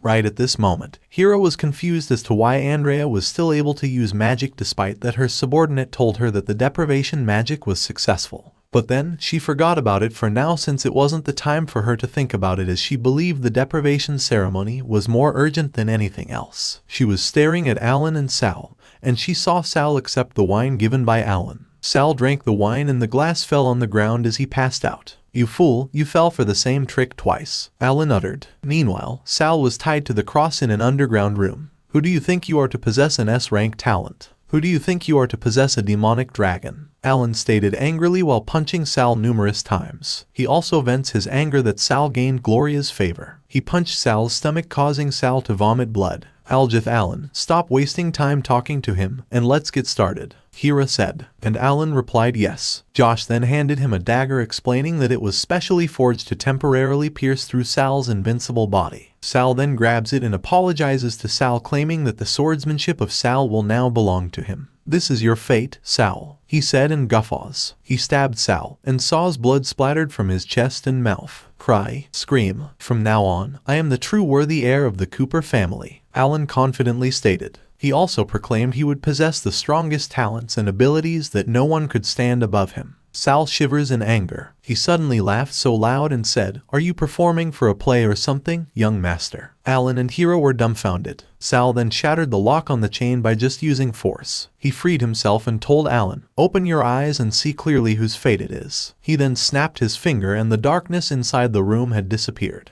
It turned out they were still in the banquet hall, which means everyone witnessed what Alan did. Hira and Alan were confused. The people around were shocked, wondering why the mother and son did such a hellish thing in front of everyone. At this moment, people were gossiping that the legends about Alan having an S-rank talent were false. Hira was puzzled about how Sal knew they were doing something against him. She had a lot of questions, but the most important to her right at this moment is to salvage the situation. "No, all of you are being tricked. That trash is trying to frame me," Alan said. Inside the banquet, Hugh was present. He was clapping his hands beside Leon and said, "What an exciting show. Don't you agree, Duke Cooper?" Leon was in disbelief. He uttered Alan's name and he cannot accept what his son did. Alan was so afraid, staring at his father. He was stuttering as he didn't know how to explain. His mother cut his words and told Leon to punish her since she was the one who ordered her own son to do such a thing. However, Leon didn't listen to her. He still smacks Alan in front of everyone. Alan flew to the ground and Hira was worried for him. "Oh, how ruthless," Sal uttered.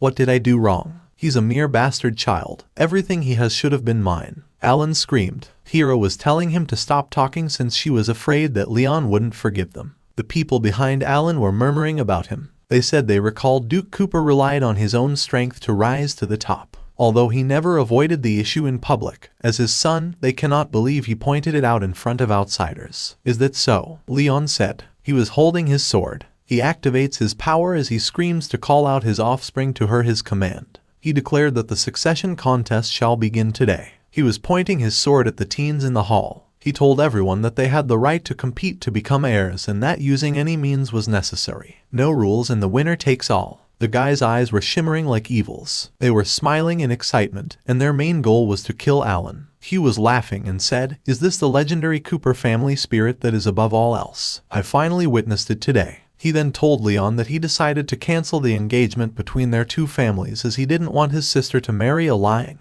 and weak man. Leon believes that everything that just happened was caused by the power of the illusionary time box, so he concludes Sal Cooper allied with Hugh. All the nobles were present if any rumors reached the ears of the royal family.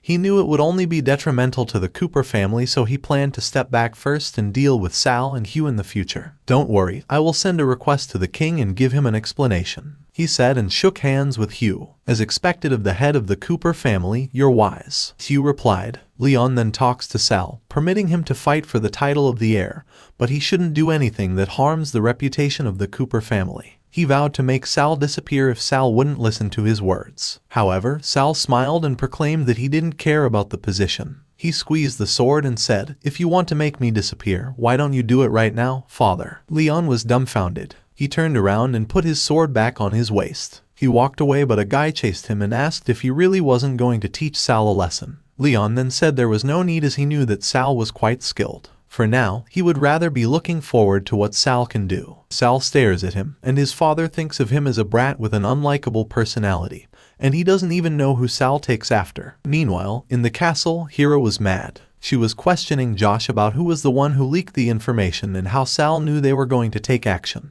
Josh then lied that he didn't know anything. "Madam, may I ask how are you going to deal with this maidservant?" the guy inside asked. He was referring to Andrea. Hera then commanded him to feed Andrea to the demonic creatures. She then paused as she remembered something. She walked toward Andrea as she recalled that Andrea was indeed using magic just now. She concludes that either the deprivation test didn't work or didn't happen. She then looked at Josh and said, "Didn't you strip her of her talent? Why don't you show it to me right now?" Josh was nervous. He lied that Andrea's talent is too advanced, which he cannot master easily. He was begging Hera to give him more days to master it, but a part of him was afraid that Hera already figured it out. He was sweating the moment he heard from Hera ordered 2 men to execute him. 2 men are charging at him with killing intent. He was screaming in fear, telling Hera to give him time to explain. He proclaimed that Sal Cooper forced him. However, Hera never commanded the 2 men to give him a chance. He was stabbed mercilessly until he was unalive. A dog betrayed its master, and the master killed the dog. "What's there to explain?" Hera said. She moved close to Andrea and told her that she might as well give her her talent, and she even promised to make the best use of everything.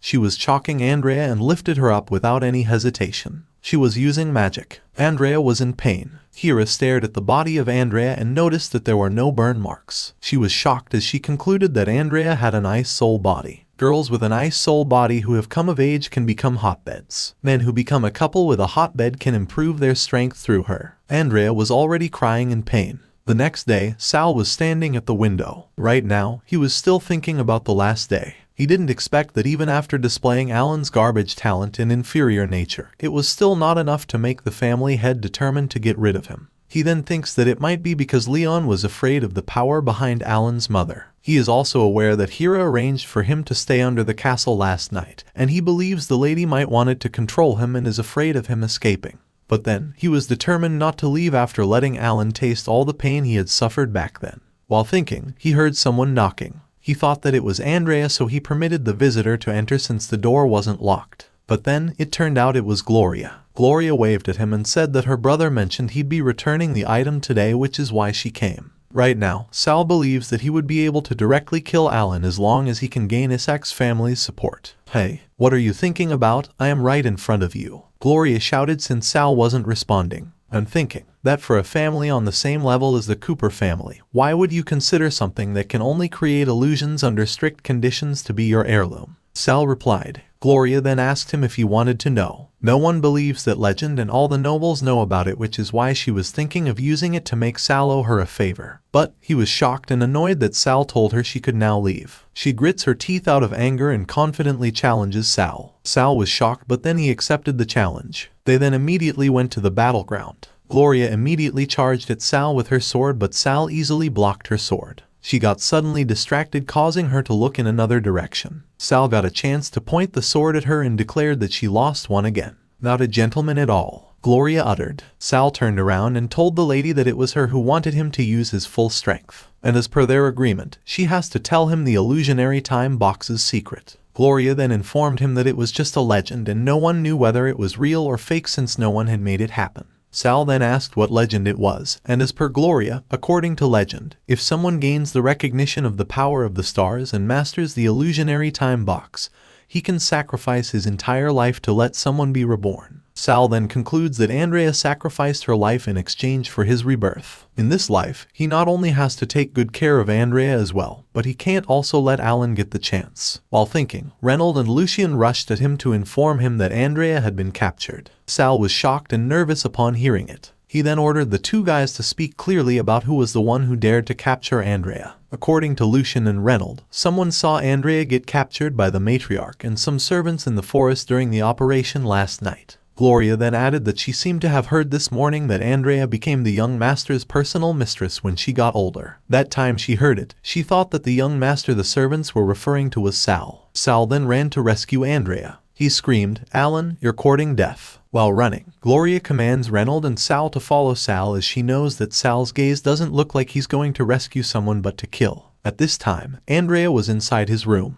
He was venting his anger as he could not accept that Sal had humiliated him right in front of so many nobles. He vowed to make Sal suffer the most terrible death. One of the guys with him told him to calm down. This guy is carrying his breakfast, but then he suddenly kicks him out of anger. "Young master, I heard that Sal likes Andrea, whom the matriarch captured very much. Why don't you make this girl pay for Sal?" The other guy said. Alan then agreed and told Andrea, "Andrea, my future mistress, I will ensure you become a worthy concubine under my care." Andrea was so scared. She cannot do anything now since her magic has been sealed by the chains, and she cannot resist at all. She was hoping that Sal would come and rescue her before Alan could do anything against her. "Look at your pathetic state. I wonder what face Sal will make when he sees you humiliated as my slave," Alan added. He extended his hand and offered Andrea to accept her fate to become his mistress. Sal then came and screamed Alan's name. Sal punched Alan strongly, causing Alan to fall on the ground. Sal then hit Alan's balls and wished him to die.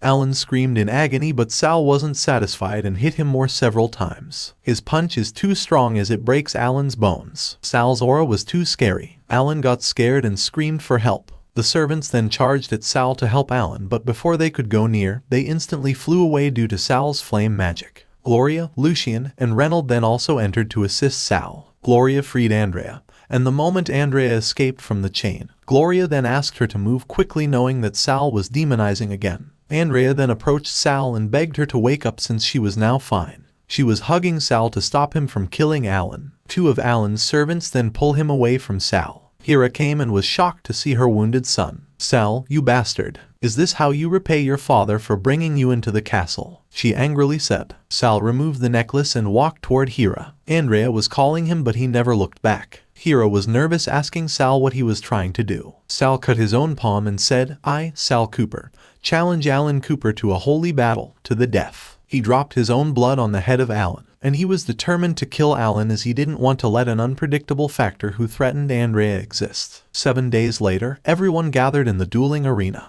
In the ring were Sal and Alan. Sal was holding his sword. He was smiling and said that he didn't expect Alan to not run away after delaying for 7 days. "Why would I give up a chance to squash a stink bug like you?" Alan replied. Beside him was a green shield. The shield was giving Sal a bad feeling. At this moment, he heard the declaration that the battle had officially started. The moment it started, Alan then used the shield by activating a petrification laser. He calls the shield as Medusa. Sal was confused. He almost got hit by the laster. Luckily, he avoided it several times while charging at Alan. He heard Alan laughing and questioning if the gold sword master in reality was a dancing monkey. Right now, Sal believes that the Shadow Oath won't make him immune to Medusa's attack because an abnormal status like petrification doesn't count as damage.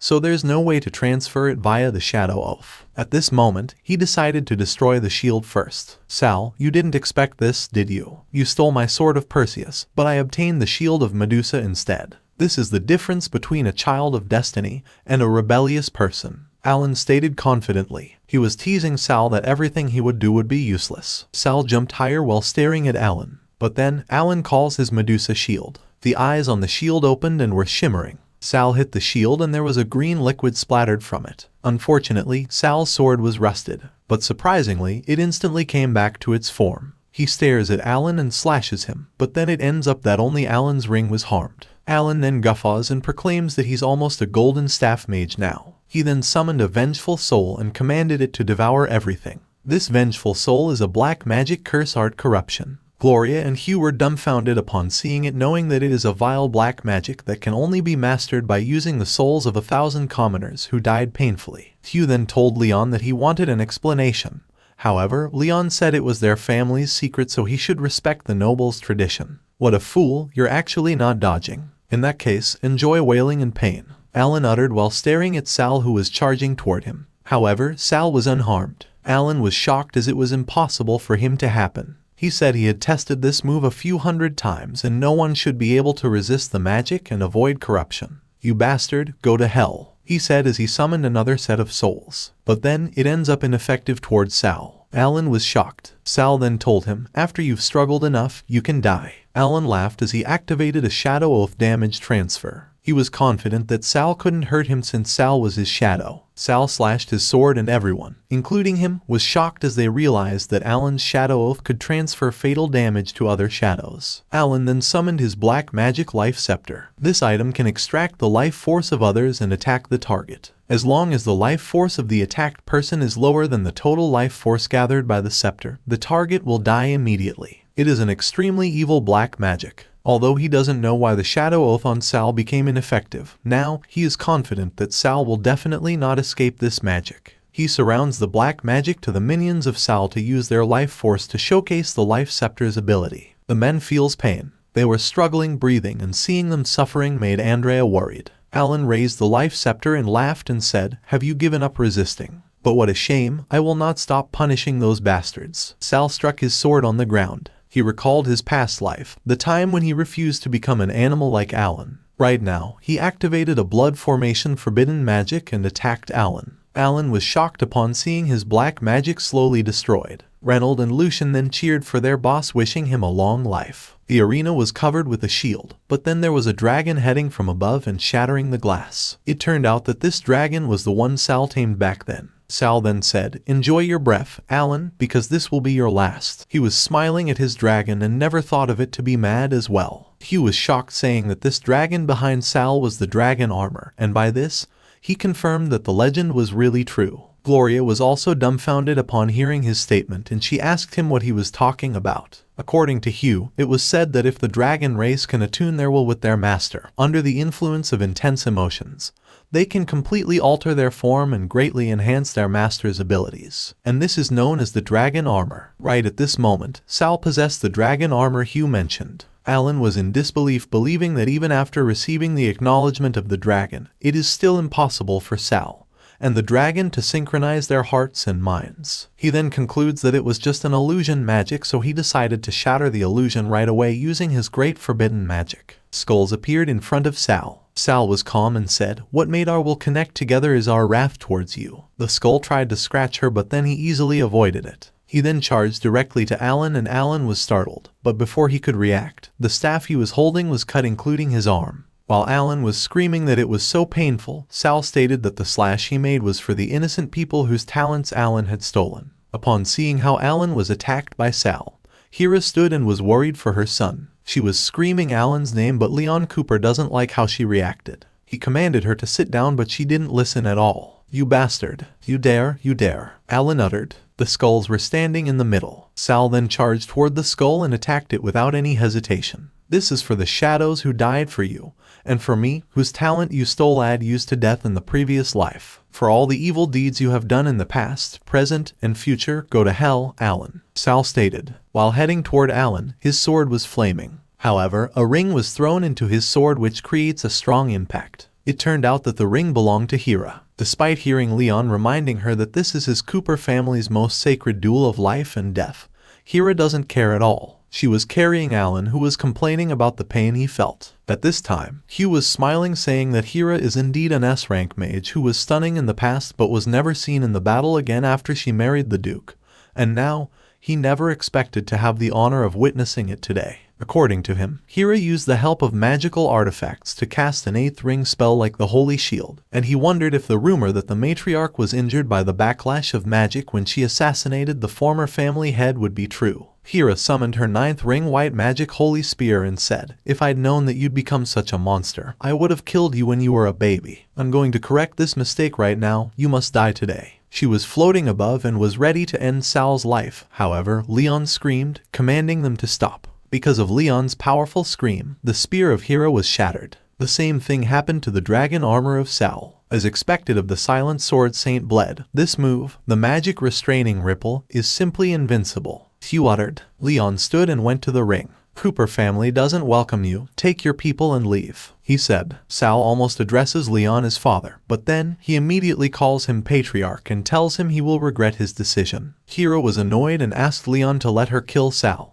But then, Leon pointed his finger at the gate and told Sal to get out of his territory before he changed his mind. Sal then headed to the exit and his people followed him. "We'll leave," he uttered. They immediately traveled away from the Cooper's territory. Surprisingly, Hugh Isaac was following them. Sal then told him that there was no need for him to leave with them. Hugh then said that he wanted to go straight to the point. He then asked Sal if he was interested in joining the Isaac family. "Oh, Mr. Hugh, do you not mind being exiled from the family? Are you intending to declare war on the Cooper family?" Sal asked. Hugh was speechless with Sal's question. Sal then tells him that he can make a deal with him even though he can't join the Isaac family. According to Sal, the king is gravely ill and a war between nobles is imminent. He believes that if he can successfully enter the Imperial Academy, Hugh will likely be the first to receive the latest news from the capital. "You're quite calculative. You want me to help you enroll into the Imperial Academy. Why should I trust you?" Hugh asked. Since Sal's swordsmanship talent is S rank, he concludes that this is the perfect time for him to use this trump card.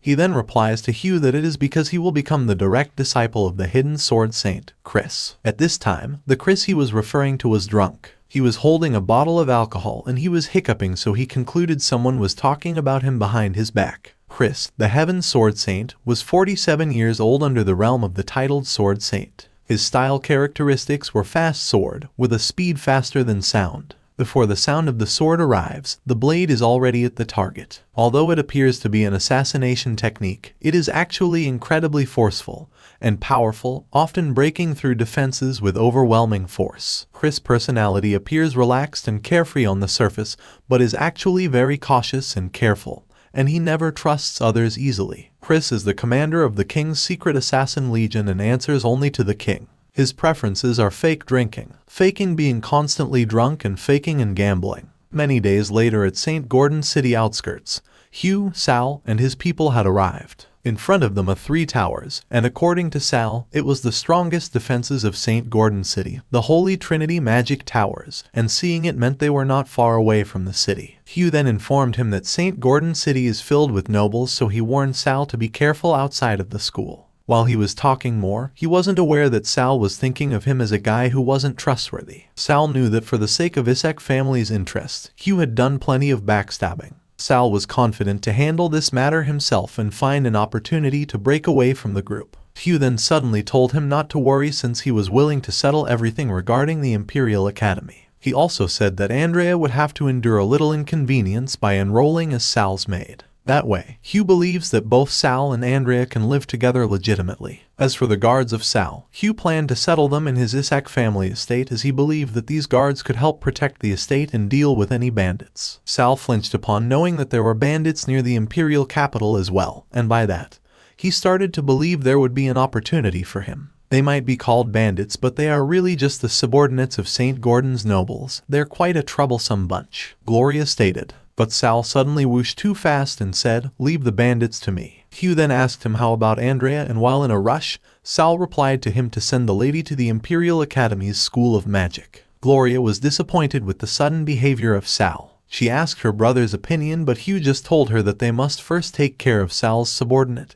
and settle them in the manor. Meanwhile, deep in the forest, Sal was standing above the tree while staring at the city. At this moment, she was recalling his memories about the lady named Angela, and he remembered the lady's account from her previous life. She should be around 7 years old now, and she's secretly imprisoned in this bandit hideout. Her father, Chris, has been desperately searching for her and is willing to spare no expense. If he is able to save Angela, He believes he will be able to successfully become a disciple of Chris. Sal hopped on the ground and activated the dragon armor. He then went directly to the bandits' territory who were currently practicing their battle ability. While practicing, one of them noticed a huge shadow, so he looked above him, but he was shocked when his comrades were being attacked in an instant. Sal was using his swordsmanship inheritance first skill, the flash of blood and shadows. He then charged the remaining bandits while activating his swordsmanship inheritance second skill, and attacked several guys using his blood serpent's frenzy that creates a strong blow of flame. Plum, the bandit boos, then immediately makes a move while saying, "Who dares to be so bold? Die." He was charging from behind Sal, but Sal easily blocked his sword. Plum's sword struck on the ground. Sal jumped toward him while activating his swordsmanship inheritance third skill, Blood Shadow Slash. Because of his sword's ability, Plum then realizes he is from the Cooper family. He was about to warn Sal who they were, but Sal wasn't interested in knowing something about them, so he instantly cut Plum's head. He then summoned shadows and let them charge towards the bandits. "I don't care who you bunch of evil bastards are," Sal proclaimed. Sal deactivated his dragon armor, and the griffin at the same time was flying above him. The griffin lands on his shoulder, and he then asks it if it found the place he told him about. The griffin then flies to lead the way until they reach a cave. Sal then opened the gate of it and entered immediately. He then instantly saw Angela. "Are you a good person who came to save me?" Angela asked, and he then told the lady that he came to bring her to her father and ask her father to teach him sword technique. Back then, Angela once mentioned that she could tell if someone was lying and could sense their true intentions, whether kind or evil, so Sal needs to be honest. "You aren't lying? Then let's go," Angela replied with a wide smile on her face. Sal then carried Angela and headed back outside the cave. However, as they almost reached the gate, they suddenly saw something that made Sal believe it wouldn't be easy to leave so easily. It turned out that there was a skull blocking their way. Sal then put down Angela and told her that the big guy outside the cave was very powerful, and he could only block its attacks once. He instructed her to run away as fast as she could when he would go rush put to attract its attention. He was aware that the power of a 4-meter-tall skeleton colossus is comparable to that of a sword saint, and this monster is almost 5 meters tall. "Dragon, we're really risking our lives this time," Sal uttered. He then told Andrea to get ready while activating the dragon armor. Angela then confidently told him not to worry since she was also ready to follow Sal's instructions. Sal then composed himself and immediately charged toward the monster. The monster saw him instantly and immediately swung its arm to catch him. Sal blocked the hand of the monster and gave a signal to Angela to run as fast as she could. Angela then ran away while screaming in fear. Sal was smiling despite that he was struggling. The armor shattered, but he knew there was still one more move in his dragon armor, and it was the perfect time for him to test it out. "Dragon armor, please," he screamed. Right now, the dragon armor was released forcibly and it deactivates the dragon armor state, causing the remaining magic within the armor to explode instantly, creating a terrifying shockwave as a life-saving skill. "A mere skeleton colossus can't stop me on my path of revenge," Sal uttered. The skeleton and Sal were staring at Angela running away. Sal then proclaimed that the only thing he needed to do this time was to bring Angela out of this situation. Unfortunately, the skeleton blew something powerful toward Angela with killing intent. The area where Angela was had exploded. Sal screams Angela's name, but luckily, Angela is safe with the help of the griffin. But then, the griffin was also harmed and was struggling to hold Angela, so he unintentionally let go of the kid. Sal then rushed and caught her. The skeleton continuously shoots them with cannon ability. Sal was running away and felt a seal-type magic array. He knew it was dangerous, so he needed to destroy the array's core to escape. His tamed beasts were following him. He was annoyed knowing that in his current case, he didn't even have time to scrutinize the array and find its core. "Big brother, is the array core you mentioned located in an important area that others are not allowed to access?" Angela suddenly asked. "That's right, do you know where it is?" Sal asked. Angela pointed at the area nearby and she explained that when the bandits let her out occasionally, there were 3 places they didn't allow her to go near, and one of those places was the closest to them. Sal then rushes to the place where Angela pointed, and while running, he proclaims that the skeleton might be strong but is slow, and can only use the skeleton cannon from a distance. He held Angela so tight and did his best to avoid the cannon, knowing that he would be seriously injured if he got scratched by it since he didn't have the dragon armor anymore. He reaches the room nearby and feels that it has been strengthened, but he believes it probably won't last long. "Big brother, that bow seems to be calling me," Angela suddenly said. The bow she was referring to was right in front of them and was inside a magic ball. Sal then walked toward it and an azure lightning then appeared. Angela was smiling since she was aware of what it was. "This is Sylph's blessing?" Sal asked, and Angela replied, "Yes, big brother, that big monster is almost here, let's leave and go to the next place." She was now holding the bow and she instructed Sal that the second place was just ahead.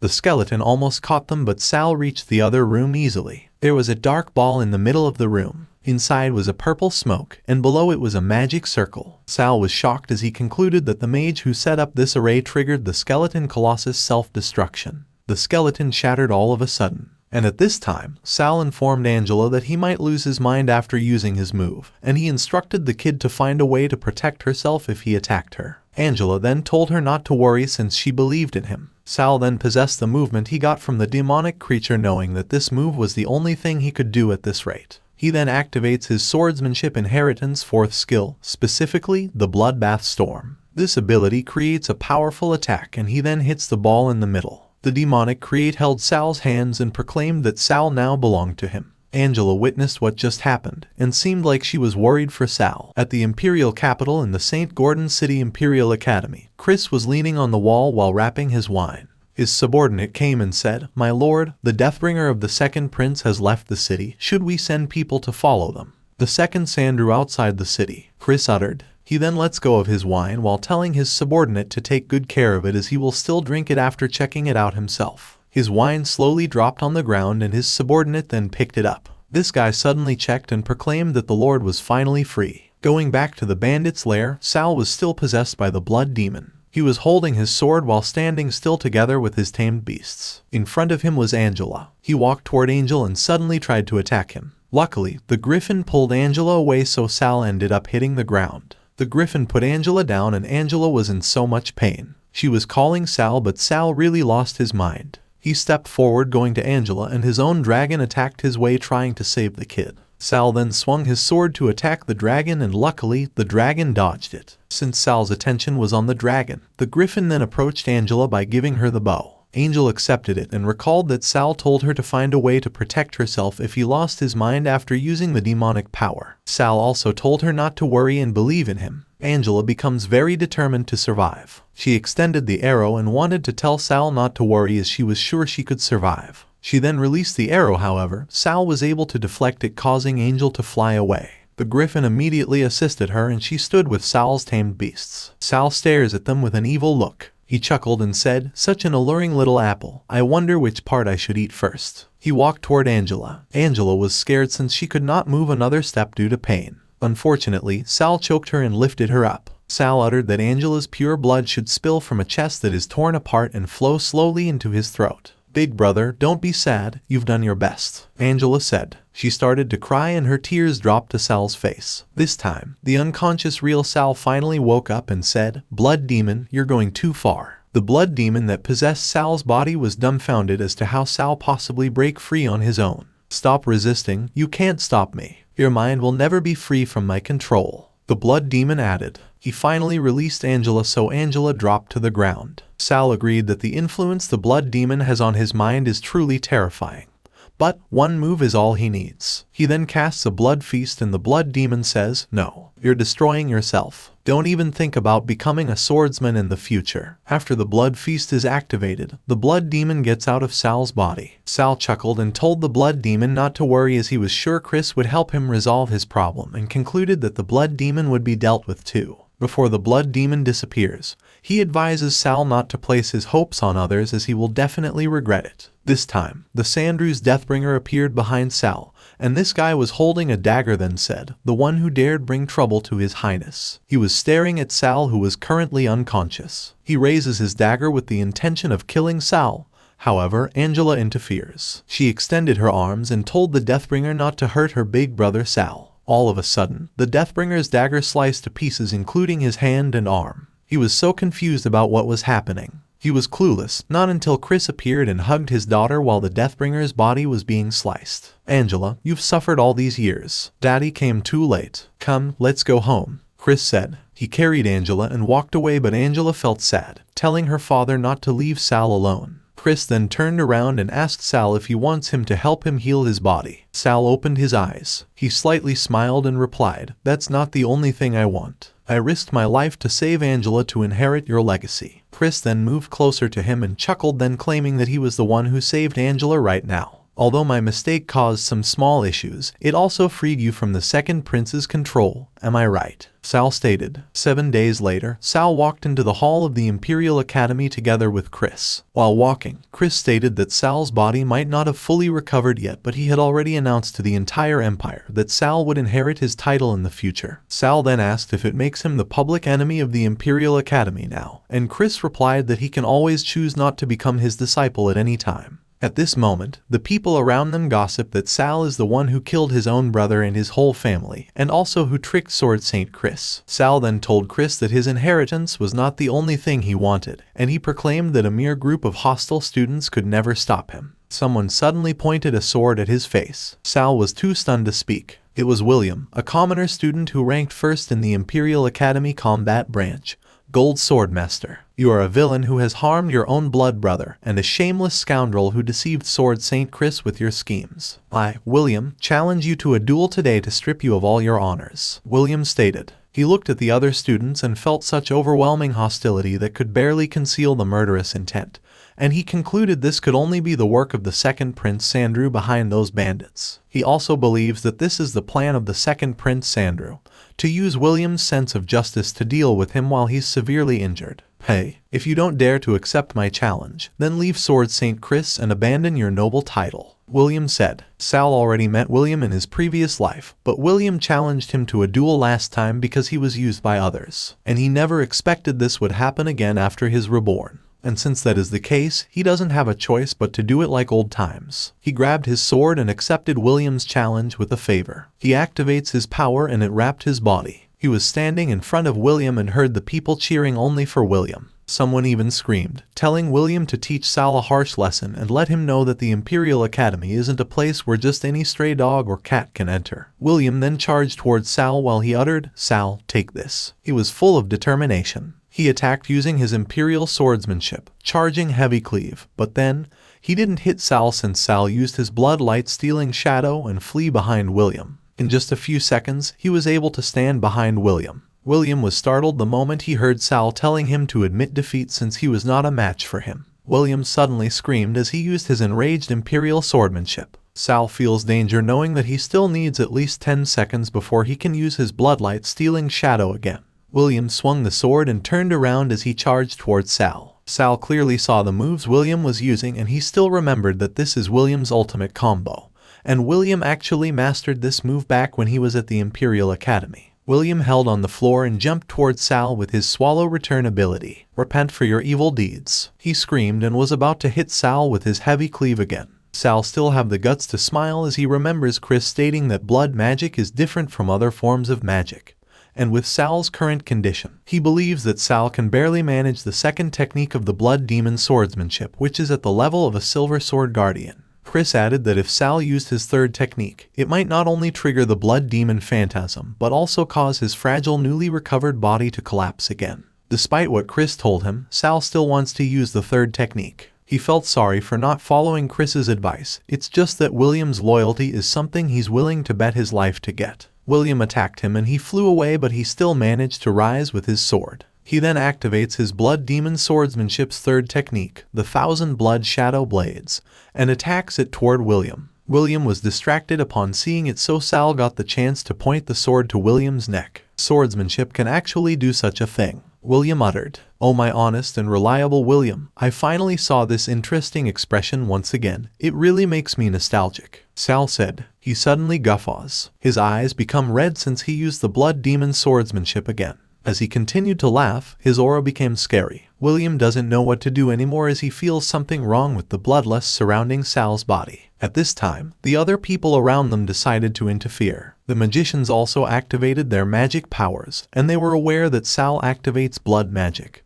And with this, they deduced that Sal uses blasphemous magic. Everyone felt such dense magic power from Sal, and they concluded Sal must be an evil villain who kills indiscriminately, which is why they were determined to kill him. Right now, the other students were telling William to stay back as they believed William could not do anything against Sal at this rate. Surprisingly, William blocked the other students to stop them from doing something against Sal. He has already earned my eternal loyalty.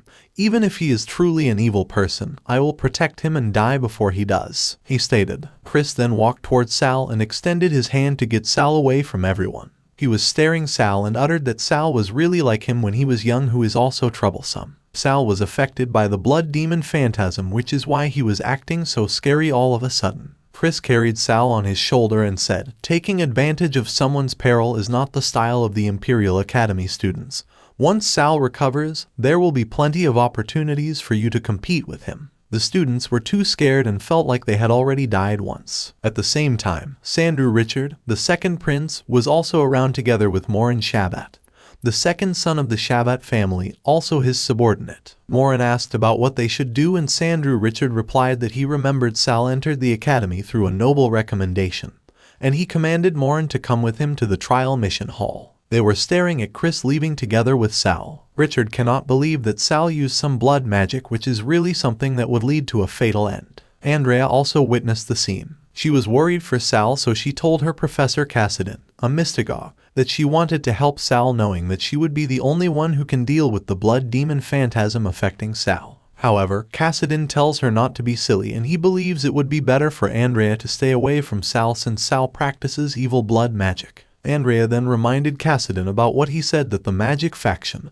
and the ethics of magic are unrelated. Cassidon then replied that what he said was right. According to him, the majority of magic factions and the ethics of magic are unrelated. However, blood magic is different from other magic. Right now inside Chris's room, he scolded Sal by reminding him that he must possess absolute perfect mental power, willpower, and physique if he wants to master blood demon swordsmanship perfectly through blood magic. This past 7 days, he went through great pains to help Sal recover. He taught Sal how to use the bloodline magic power of blood magic to replace physical strength in using blood demon swordsmanship and in controlling and enhancing his body. "Is this how you repay me? By using this body, which hasn't fully recovered yet, to do something so reckless? If you want to cripple yourself so badly, who is going to settle your vendetta with the Cooper family?" Chris stated with anger. "Of course, I'm not naive, but some things are worth risking everything for, don't you agree?" Sal replied. He was very confident that Chris, his master, would not tolerate him, as his disciple heir, going mad and committing a massacre. The head of the Combat Academy branch, George Brandon, suddenly came and disturbed their conversation by fakely coughing. "George, what are you doing here? I don't welcome you in here," Chris said. George then told him that he didn't enter since he was standing outside the room.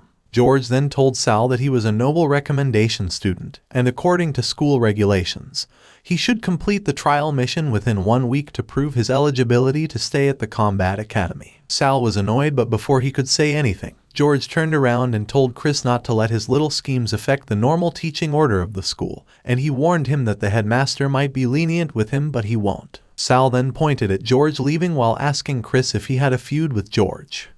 It's just a blade that anyone can use, an old stubborn fool who was lucky not to die by my hands. As long as you don't break the rules, you won't need to care about him," Chris replied. Sal then asked if he should go and complete the trial mission as fast as possible. Chris then permitted him and told him to make his preparations. Right now, he was afraid that it wouldn't be easy for Sal if the mission was personally arranged by George. That night at the entrance of the wilderness secret realm, Richard and Morin were outside. They were aware that this was the secret realm George assigned to Sal. Richard then commanded Morin to go in ahead of time and poured a potion into the water source. The potion made the monster inside become hostile. Richard then uttered, "As for how crazy he'll get, it all depends on when Mr. Chris stops holding back and moves to kill him." The next day, Sal headed to the Grand Hall to accept the mission, but he unexpectedly met William. He then told him that he was really going to find him after accepting the mission. William then said he was afraid this mission wouldn't be easy for him to complete. Sal then said he knew it that long ago, knowing that George disliked his master Chris, so he expected George will intentionally make things difficult for him. They headed to the hall, and William stated that the current situation was very complicated, as it turned out that everyone already gathered at the Grand Hall,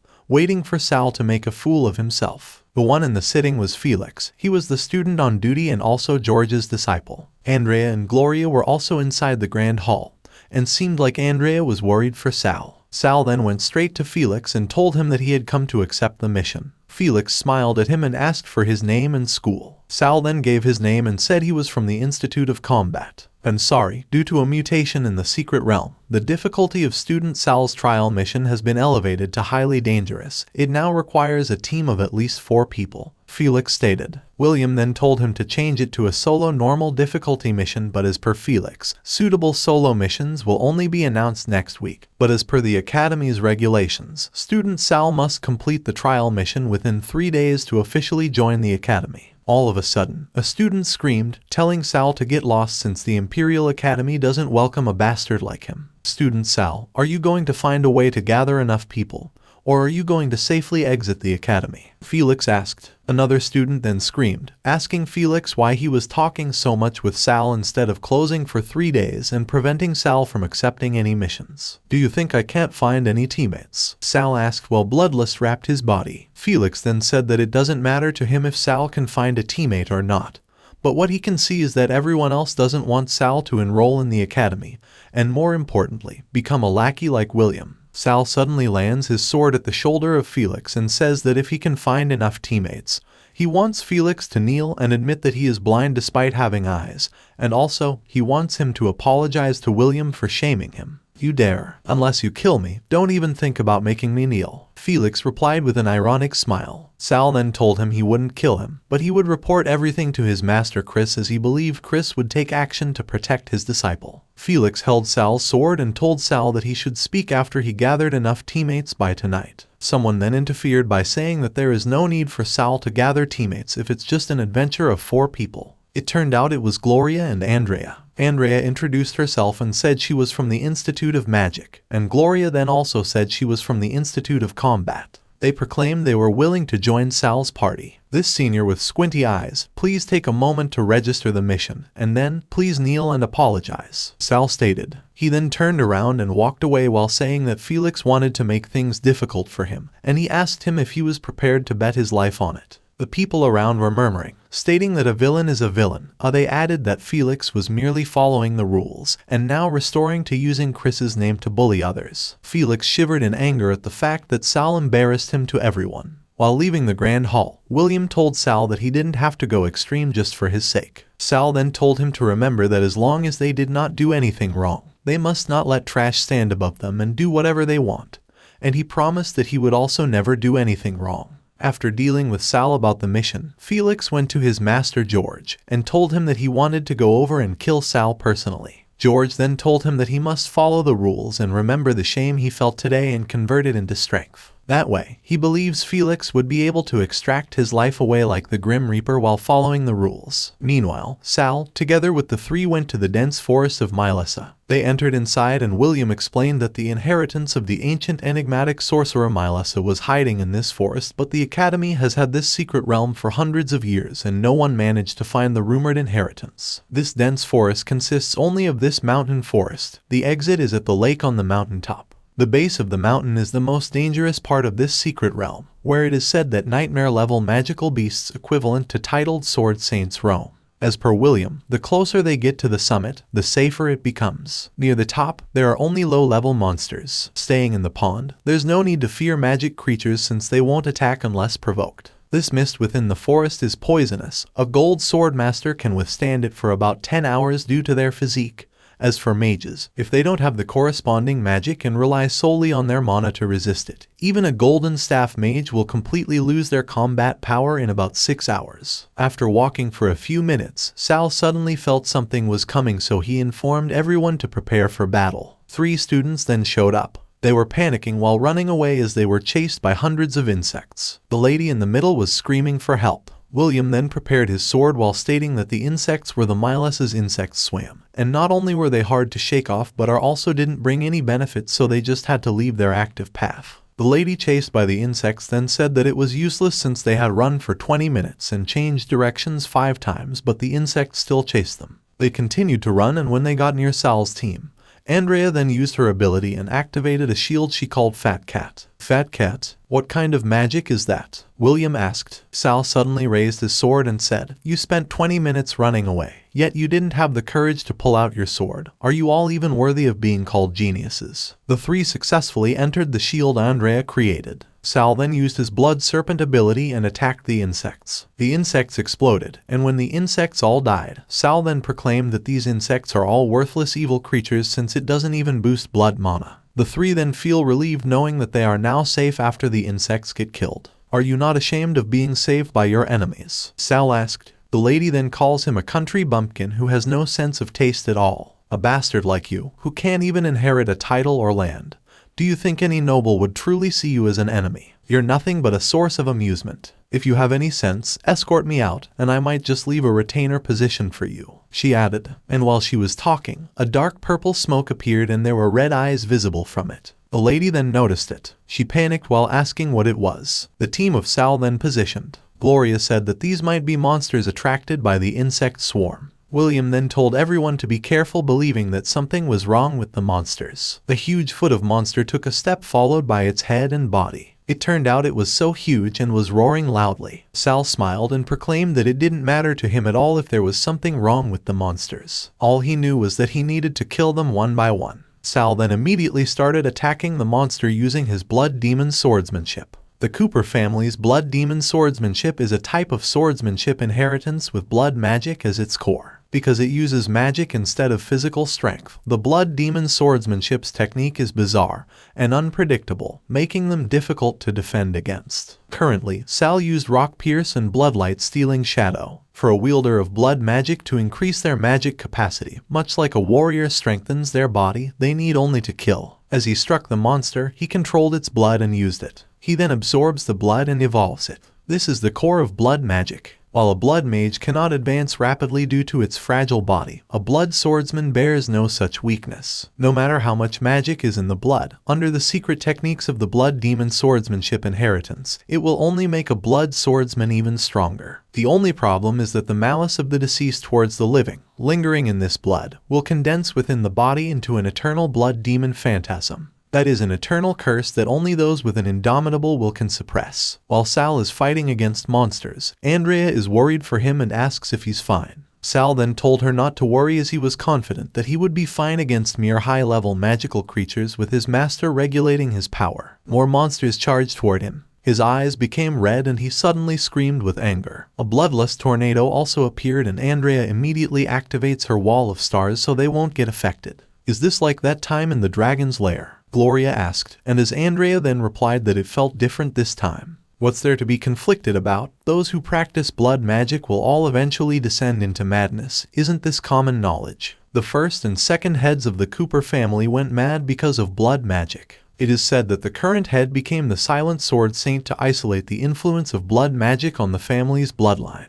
The lady stated. Andrea was about to combine her Starlink technique, but the lady said it's useless to use this kind of spiritual resonance technique on Sal as it is like she's courting death. Andrea's eyes become red and she suddenly finds herself in Sal's spiritual world. She saw the blood demon, and this monster said he never thought someone would really risk their lives to save Sal. Andrea then asked him what he did to Sal, but as per the blood demon, it wasn't him. But it was Sal who ate something he shouldn't eat. "The first Cooper who created me was killed by this very damn thing. So girl, do you still want to save him? Let me plant a blood demon speed in your heart, and I will tell you how." The blood demon added. Still, Andrea is very determined to save Sal. The blood demon laughed at her and called her dumb for being so kind for her own good. Andrea wanted to save Sal so much. She activated her Starlight Purify, a streamlight technique, and grabbed Sal's spirit to help him get back to his senses. The lady was annoyed at him, stating that using a 7-ring Starlight spell at such a young age is like spending all her time on training. For her, Andrea is truly a pleasant who doesn't know how to enjoy life. Gloria overheard him mocking. Gloria then calls her a noble lady and tells her to help or shut her mouth and hide at the back. Gloria was busy fighting together with William. Sal at the same time was standing still, but he suddenly kneeled on the ground and felt pain. The blood demon then calls him trash, knowing that he was saved by Andrea once again. Sal finally gets back to his senses. He told the blood demon to get lost, and the blood demon then said that he wouldn't have bothered showing up in this disgusting place if Andrea hadn't promised to save Sal. Surprisingly, the blood demon is teaching Sal a move, and he said he will only teach this one so he must remember it well. Sal must identify the differences between the blood and determine what exactly made him lose control. If Sal let this kind of damn thing enter his bloodstream again, the blood demon vows to kill Andrea. A red crystal appeared. The blood demon then smiled widely and said, "We'll see each other very soon." Sal then told him that he would regret it the next time they would see each other. He then lifted up his sword and activated his blood serpent violent feast and let it kill the monsters nearby altogether. The red crystal then absorbs the blood from the monsters. After the commotion, there was something bright landed above the mountain. A half-saint level powerhouse entered the secret realm. The school must have realized the situation and sent a teacher to fetch us. The lady stated, "Why would a half-saint level powerhouse be deployed? Has something changed in the trial mission? Regardless, I will complete it." Sal replied, "The one who landed is a guy." And the moment he landed, the beasts in the area immediately ran away. But he easily kills them. He's Oliver, an advanced swordsmanship instructor at the Imperial Academy, a golden sword master or half-saint level. He was so excited to bring back Sal's body as he was expecting he would definitely be in Highness Sandru's good favor. He had an item in his hand designed by the Magic Academy to specifically locate blood magic users, and with this item, he was sure he could easily find Sal and kill him as soon as possible. While thinking, he heard some people talking while heading his way. Sal and the others were also with them. Oliver stares at them, believing that these people were students saved by Sal on the way, and he concludes that it won't be easy for him to deal with Sal directly with these students as witnesses. "Professor Oliver, are you here to get us out?" "Thank you so much, Professor Oliver," the students behind Sal said while raising their arms. They were so happy as they really thought Oliver had come for them. Oliver suddenly unleashed his sword, thinking that there was really no other, as he was a good teacher adored by everyone.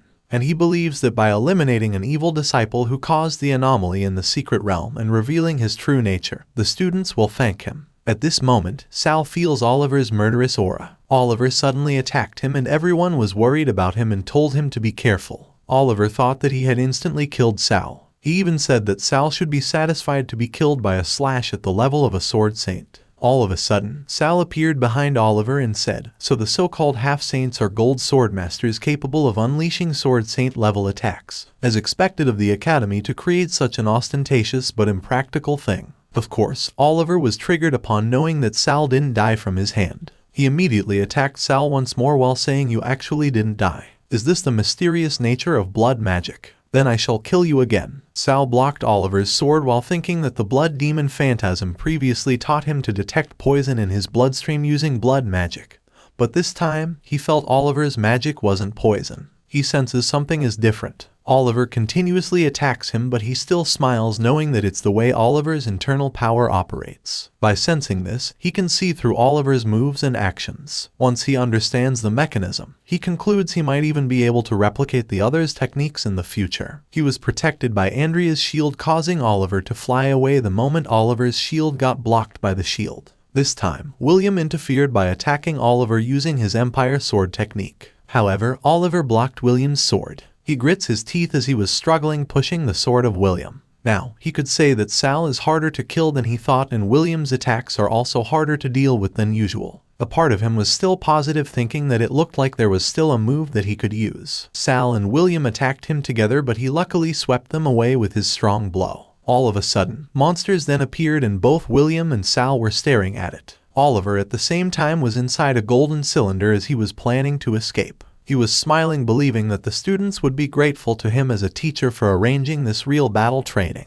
The monsters charged at the students and they all thought that Oliver was going to let them die. Still, a part of them couldn't believe it since they knew Oliver wasn't a bad person. One of them also knew that Oliver used a magic scroll to escape, so he could say that Oliver was nothing bad, a mad dog that bites randomly. "I can't die. I still have to earn money to support my family. I still need to achieve success. I can't die," a guy said while shivering in pain and kneeling on the ground. He was crying. He was afraid of death. His companion was also scared, but this guy wanted to fight. The monsters continuously charged at them, and Sal then commanded William to use his strength to block the monsters. He also told Andrea and Gloria to protect those students since they were all humans after all. While witnesses, Andrea screamed as she activated her magic power. Gloria then teases her by saying, "Andrea, can't you come up with cooler spell names?" Gloria was running toward the students while Sal was ordering William to give him the crystal. However, William was hesitant, knowing that the crystal was Sal's trial mission. Sal then told him that if they didn't kill the monster,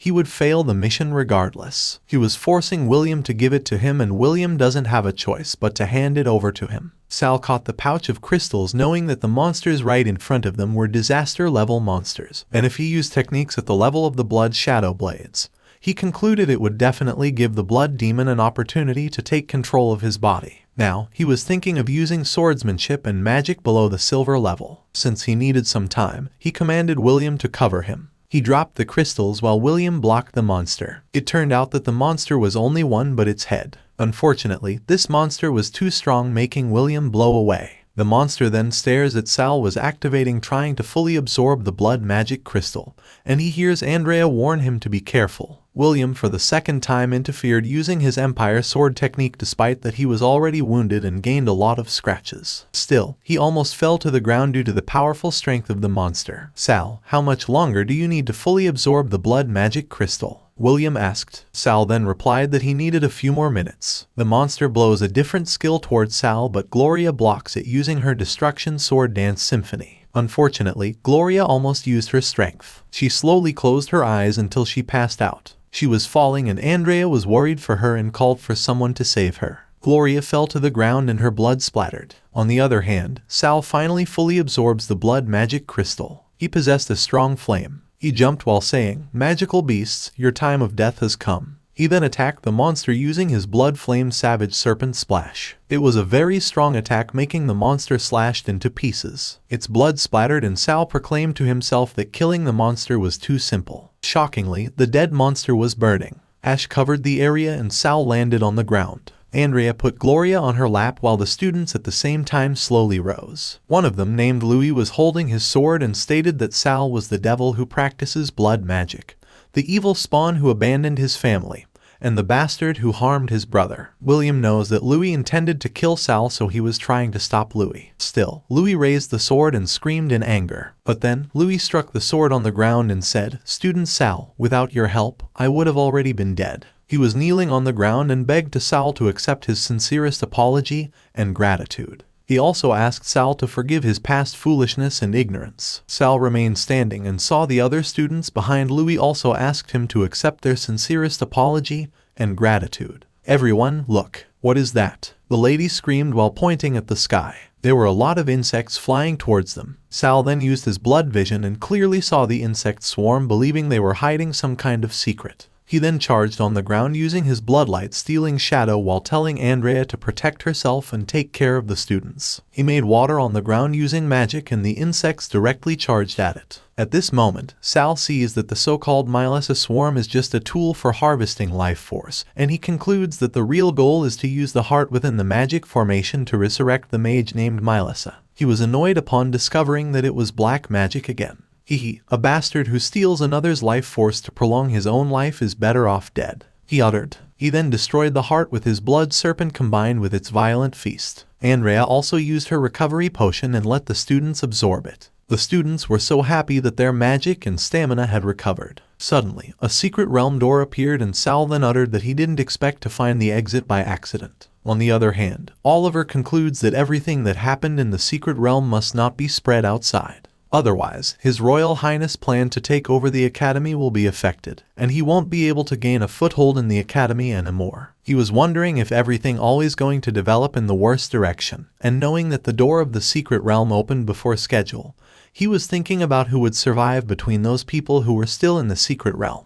He then drank a potion as he had to go all out to prevent any mistakes. Right at this time, the students were jumping with happiness upon knowing that the door was opening, and they conclude that once the door is stable, they will be able to leave. Since there is no more chaos, Andrea then approaches Sal, asking him if his back is fine. Sal then replied to the lady that he was the same as them and that his stamina and mana had all been fully recovered. The best part is that he found two things at the bottom of the lake. The two things he was referring to were in his hands. As per Andrea, the blue one, which was a crystal bottle, has the scent of the strange poison inside the monsters' bodies, and she concludes it must have been used to hold the poison. She added that this type of crystal bottle is very rare, and she decided to ask her teacher to take a look at it once they go back. The other one was a red crystal. William was holding it, stating that this crystal should be the disaster-grade magic crystal left behind by the five-headed dragon. It's a shame those earlier magic crystals were used up, and we can't stay in this place with the poison mist lingering for long. Sal, I'm afraid your mission is, William said, but before he could complete his words, Louis interfered with their conversation. He was holding a pouch and according to him, inside were some magic crystals he had collected before. He permitted Sal to use it to complete his mission. Sal was surprised especially when the other students also gave their crystals to Sal and thanked him. William was glad by the fact that Sal was finally accepted by everyone.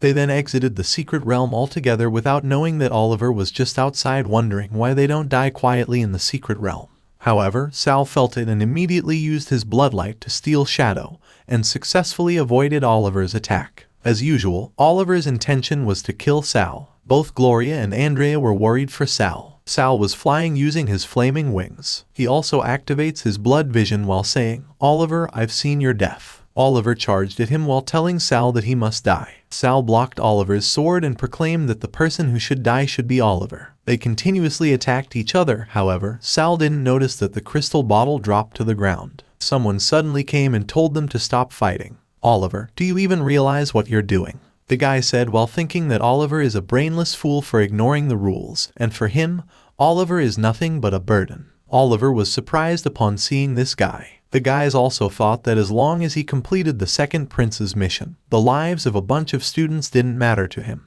"I'm killing the evildoer who poisoned the secret realm," the guy added. All the students were terrified as they really believed that they were also poisoned. "Does Branch Head George have any evidence?" the lady student asked. George replied yes and summoned a magic scroll while saying that this scroll is personally created by the headmaster. He activates the scroll while adding that this can identify the scent of the poison. If the culprit is among the students, the scroll would finally him immediately. Unfortunately, the scroll pointed to the crystal bottle. The students then conclude that Sal is the one who poisoned the secret realm, but a part of them are hesitant knowing that Sal just saved them. Perhaps they never forget that Sal used a taboo substance for the sake of completing his mission, and took the opportunity to save them at the same time. George was smiling at the fact that he manipulated the students to believe that Sal poisoned the secret realm. "So, is there anything you want to say?" he asked to Sal. Sal still dared to smile at him and replied, "It's always easy to frame someone for a crime by finding a pretext. But if you want me to do nothing about it, then you're dreaming." However, George moved his hand at a fast speed and grabbed Sal on his neck. Sal was shocked that George moved so fast, and he could say to himself that this might be the real power of a true sword saint. At this moment, he is annoyed that he actually can't use his strength after being grabbed by George, and he can't even control his magic. George's eyes were red. He was giggling, chalking Sal. He then stated that according to Article 367 of the Academy rules, faculty and staff have the right to kill anyone who attacks school staff without reason. "Direct disciple of Chris, accept your punishment," he uttered. He was ready to attack Sal using his sword, but then someone attacked his sword. It was the Lord Headmaster, and he was together with Chris. "Wait, George, this isn't the time," the Lord Headmaster said. George then showed the crystal bottle and told the Lord Headmaster that this bottle was found in Sal's possession using the magic scroll that the Lord Headmaster gave him. The Lord Headmaster then activated an advanced appraisal technique and discovered that the crystal bottle is actually the secret poison used by the royal family to target blood mages, and because of this, he could say to himself that Christ really took in a very troublesome person. "Oh, this doesn't prove anything. We still need to imprison them in the dungeons and investigate slowly," he said while using his power and tying both Sal and Oliver with a chain. He thinks that it is better to imprison both guys first, otherwise, Sal would be targeted by a constant stream of murderous intent. He then activates a magic circle and declares that they will investigate when they get back instead of making a fool of themselves. They then left the forest together with Sal and Oliver. The students were gossiping if it was really true that Sal was the one who used the poison. But of course, they weren't sure if the accusation was true, knowing that Chris refuted it, and the Lord Headmaster didn't deal with Sal on the spot either. One of these students also said that he believes it's a setup by Oliver, especially since they all saw how Oliver disregarded their lives inside the secret realm. Inside the academy dungeon is where Sal and Oliver were jailed. Together with Sal was his master Chris. Chris was trying to help Sal recover from the poison. According to him, this poison is specifically used by the royal family to deal with blood mages, and as per his investigation, it came from none other than the second prince, Sandrew. Sal was triggered. He was telling Chris that he wouldn't let Sandrew off and he would kill him. Chris then stood and got out of the jail while saying that Sal was so childish. He then told Sal to stay inside and think carefully as he believed there is no shortage of enemies to kill in this world. After Chris left, Oliver then told Sal that he's a fool for not thinking that Chris's duty is to protect the royal family, but actually told him right in his face that he was going to kill Sandrew. I didn't expect you to still serve your master at this point in time. He doesn't care of your life at all, Sal replied. Oliver then said that it was his honor to be able to contribute his strength for his highness. Sal flinched upon hearing it as he remembered the shadow of the Cooper family, their highest honor. Have you not considered whether it's worthy or not? Is your talent and hard work solely to satisfy the desires of those trash? You must feel it too, being a disposable pawn, abandoned at any moment, Sal stated. Oliver was flustered the moment Sal asked if he didn't have anything else he cared about like his family or other stuff. He then tells Oliver that if he's willing to confess everything about the secret realm to Headmaster Albus, he promises to help him break free from the control of the second prince. Shut up, you bastard. Don't think about making me betray my family just like you lowly traitor. Oliver replied with anger. Is that so? Let's see how well the master you're so loyal to will treat you, Sal said. Meanwhile, a man in a cape visited Oliver. Oliver was sitting while thinking about his last conversation with Sal. The unknown guy then informed him that His Highness had arranged a duel for him and Sal in the beast fighting arena. And according to him, this would be the last chance for Oliver. This precious vine of life will bestow upon you the final glory, he added. Oliver accepts the vine of life. His body was shaking and he swore to follow His Highness's orders even if he die. He then heard the unknown guy say that His Highness shall accept his loyalty. Oliver suddenly paused as he heard Sal questioning him about what would be the point of obtaining glory after death if he would still definitely die if he used the vine of life. He sacrificed his entire life for his family and became a sacrificial. Sal then asked, is glory really that important? Is it worth forsaking your life? After a few hours, both men were called into the Empire's beast fighting arena. Everyone in the arena was too excited to witness the battle of Sal and Oliver. A purple monster was summoned and the host then proclaimed that tonight's duel would follow the most ancient rule. The two warriors would fight under the attack of a magical beast. Whether by killing their opponent or teaming up to slay the beast, the last warrior standing will receive their cheers and a reward from His Highness, the second prince. The magical beast was awakened and killed guys near him. It was then declared that the duel officially began. Oliver then prepared his sword while saying that he had already seen through Sal's blood magic sword technique that as long as he expanded his area of impact, Sal's blood light tricks would be useless. Sal blocked Oliver's sword and slashed it. Oliver flew away and he didn't think Sal would easily blow him away. Sal then asked, do you know how powerful a 4-year-old who is painstakingly trained in the sword and possesses an S-rank sword talent is? He then raised his arm and attacked Oliver using his silent slash. His body has fully recovered, so he believes it is the best time for him to test Chris's sword technique inheritance. I've recovered my full strength. You can't defeat me, he said. Sandrew was focusing on watching the battle, but he was wondering why Oliver wasn't using the potion. He then commanded his subordinate to bring Grace, his cook and was also Oliver's mother, over. Grace then went to Sandrew with fear and of course, Oliver was shocked upon seeing his mother. He was annoyed wondering what would Sandrew do to his mother if he failed this battle. He then grabbed the potion out and drank it as he was eager to win against Sal. His vines showed up all over his body. His eyes became red, his aura was full of eagerness. He immediately charged at Sal while screaming, for my mother, please die. Sal blocked Oliver's sword with grit teeth. Their faces were so near and Oliver whispered to Sal, asking him a favor to help him separate his mother from Sandrew. And if Sal agrees, Oliver is willing to help him deal with the underworld vines. Sal was confused as he couldn't understand what Oliver was trying to do. Oliver managed to slash his sword, causing Sal to be blown away. Oliver then proclaims that only with his death can his mother survive past tonight. Sal remained fine. He was below the monster floating. Oliver was begging him to die. He then used his ultimate move, the Flame Whirlwind Slash, but before he could strike Sal with it, he was unfortunately struck by the monster. A strong explosion then happened. Sandrew then said, trash is trash. He can't even do such a simple thing. He was smiling while Grace was screaming Oliver's name. Grace was crying as she was afraid that her son would die. Right now, Oliver accepted that he's going to die at this rate. He was hoping that his death could calm Sandrew's rage, and he hoped that Sal would accept his death as atonement and save his mother. That's all for today. Thank you so much for watching. I hope you guys enjoyed. If you wish to have another part of this recap, please give us at least 2,000 likes. Please don't forget to comment and subscribe to our channel for more content like this. Until next time.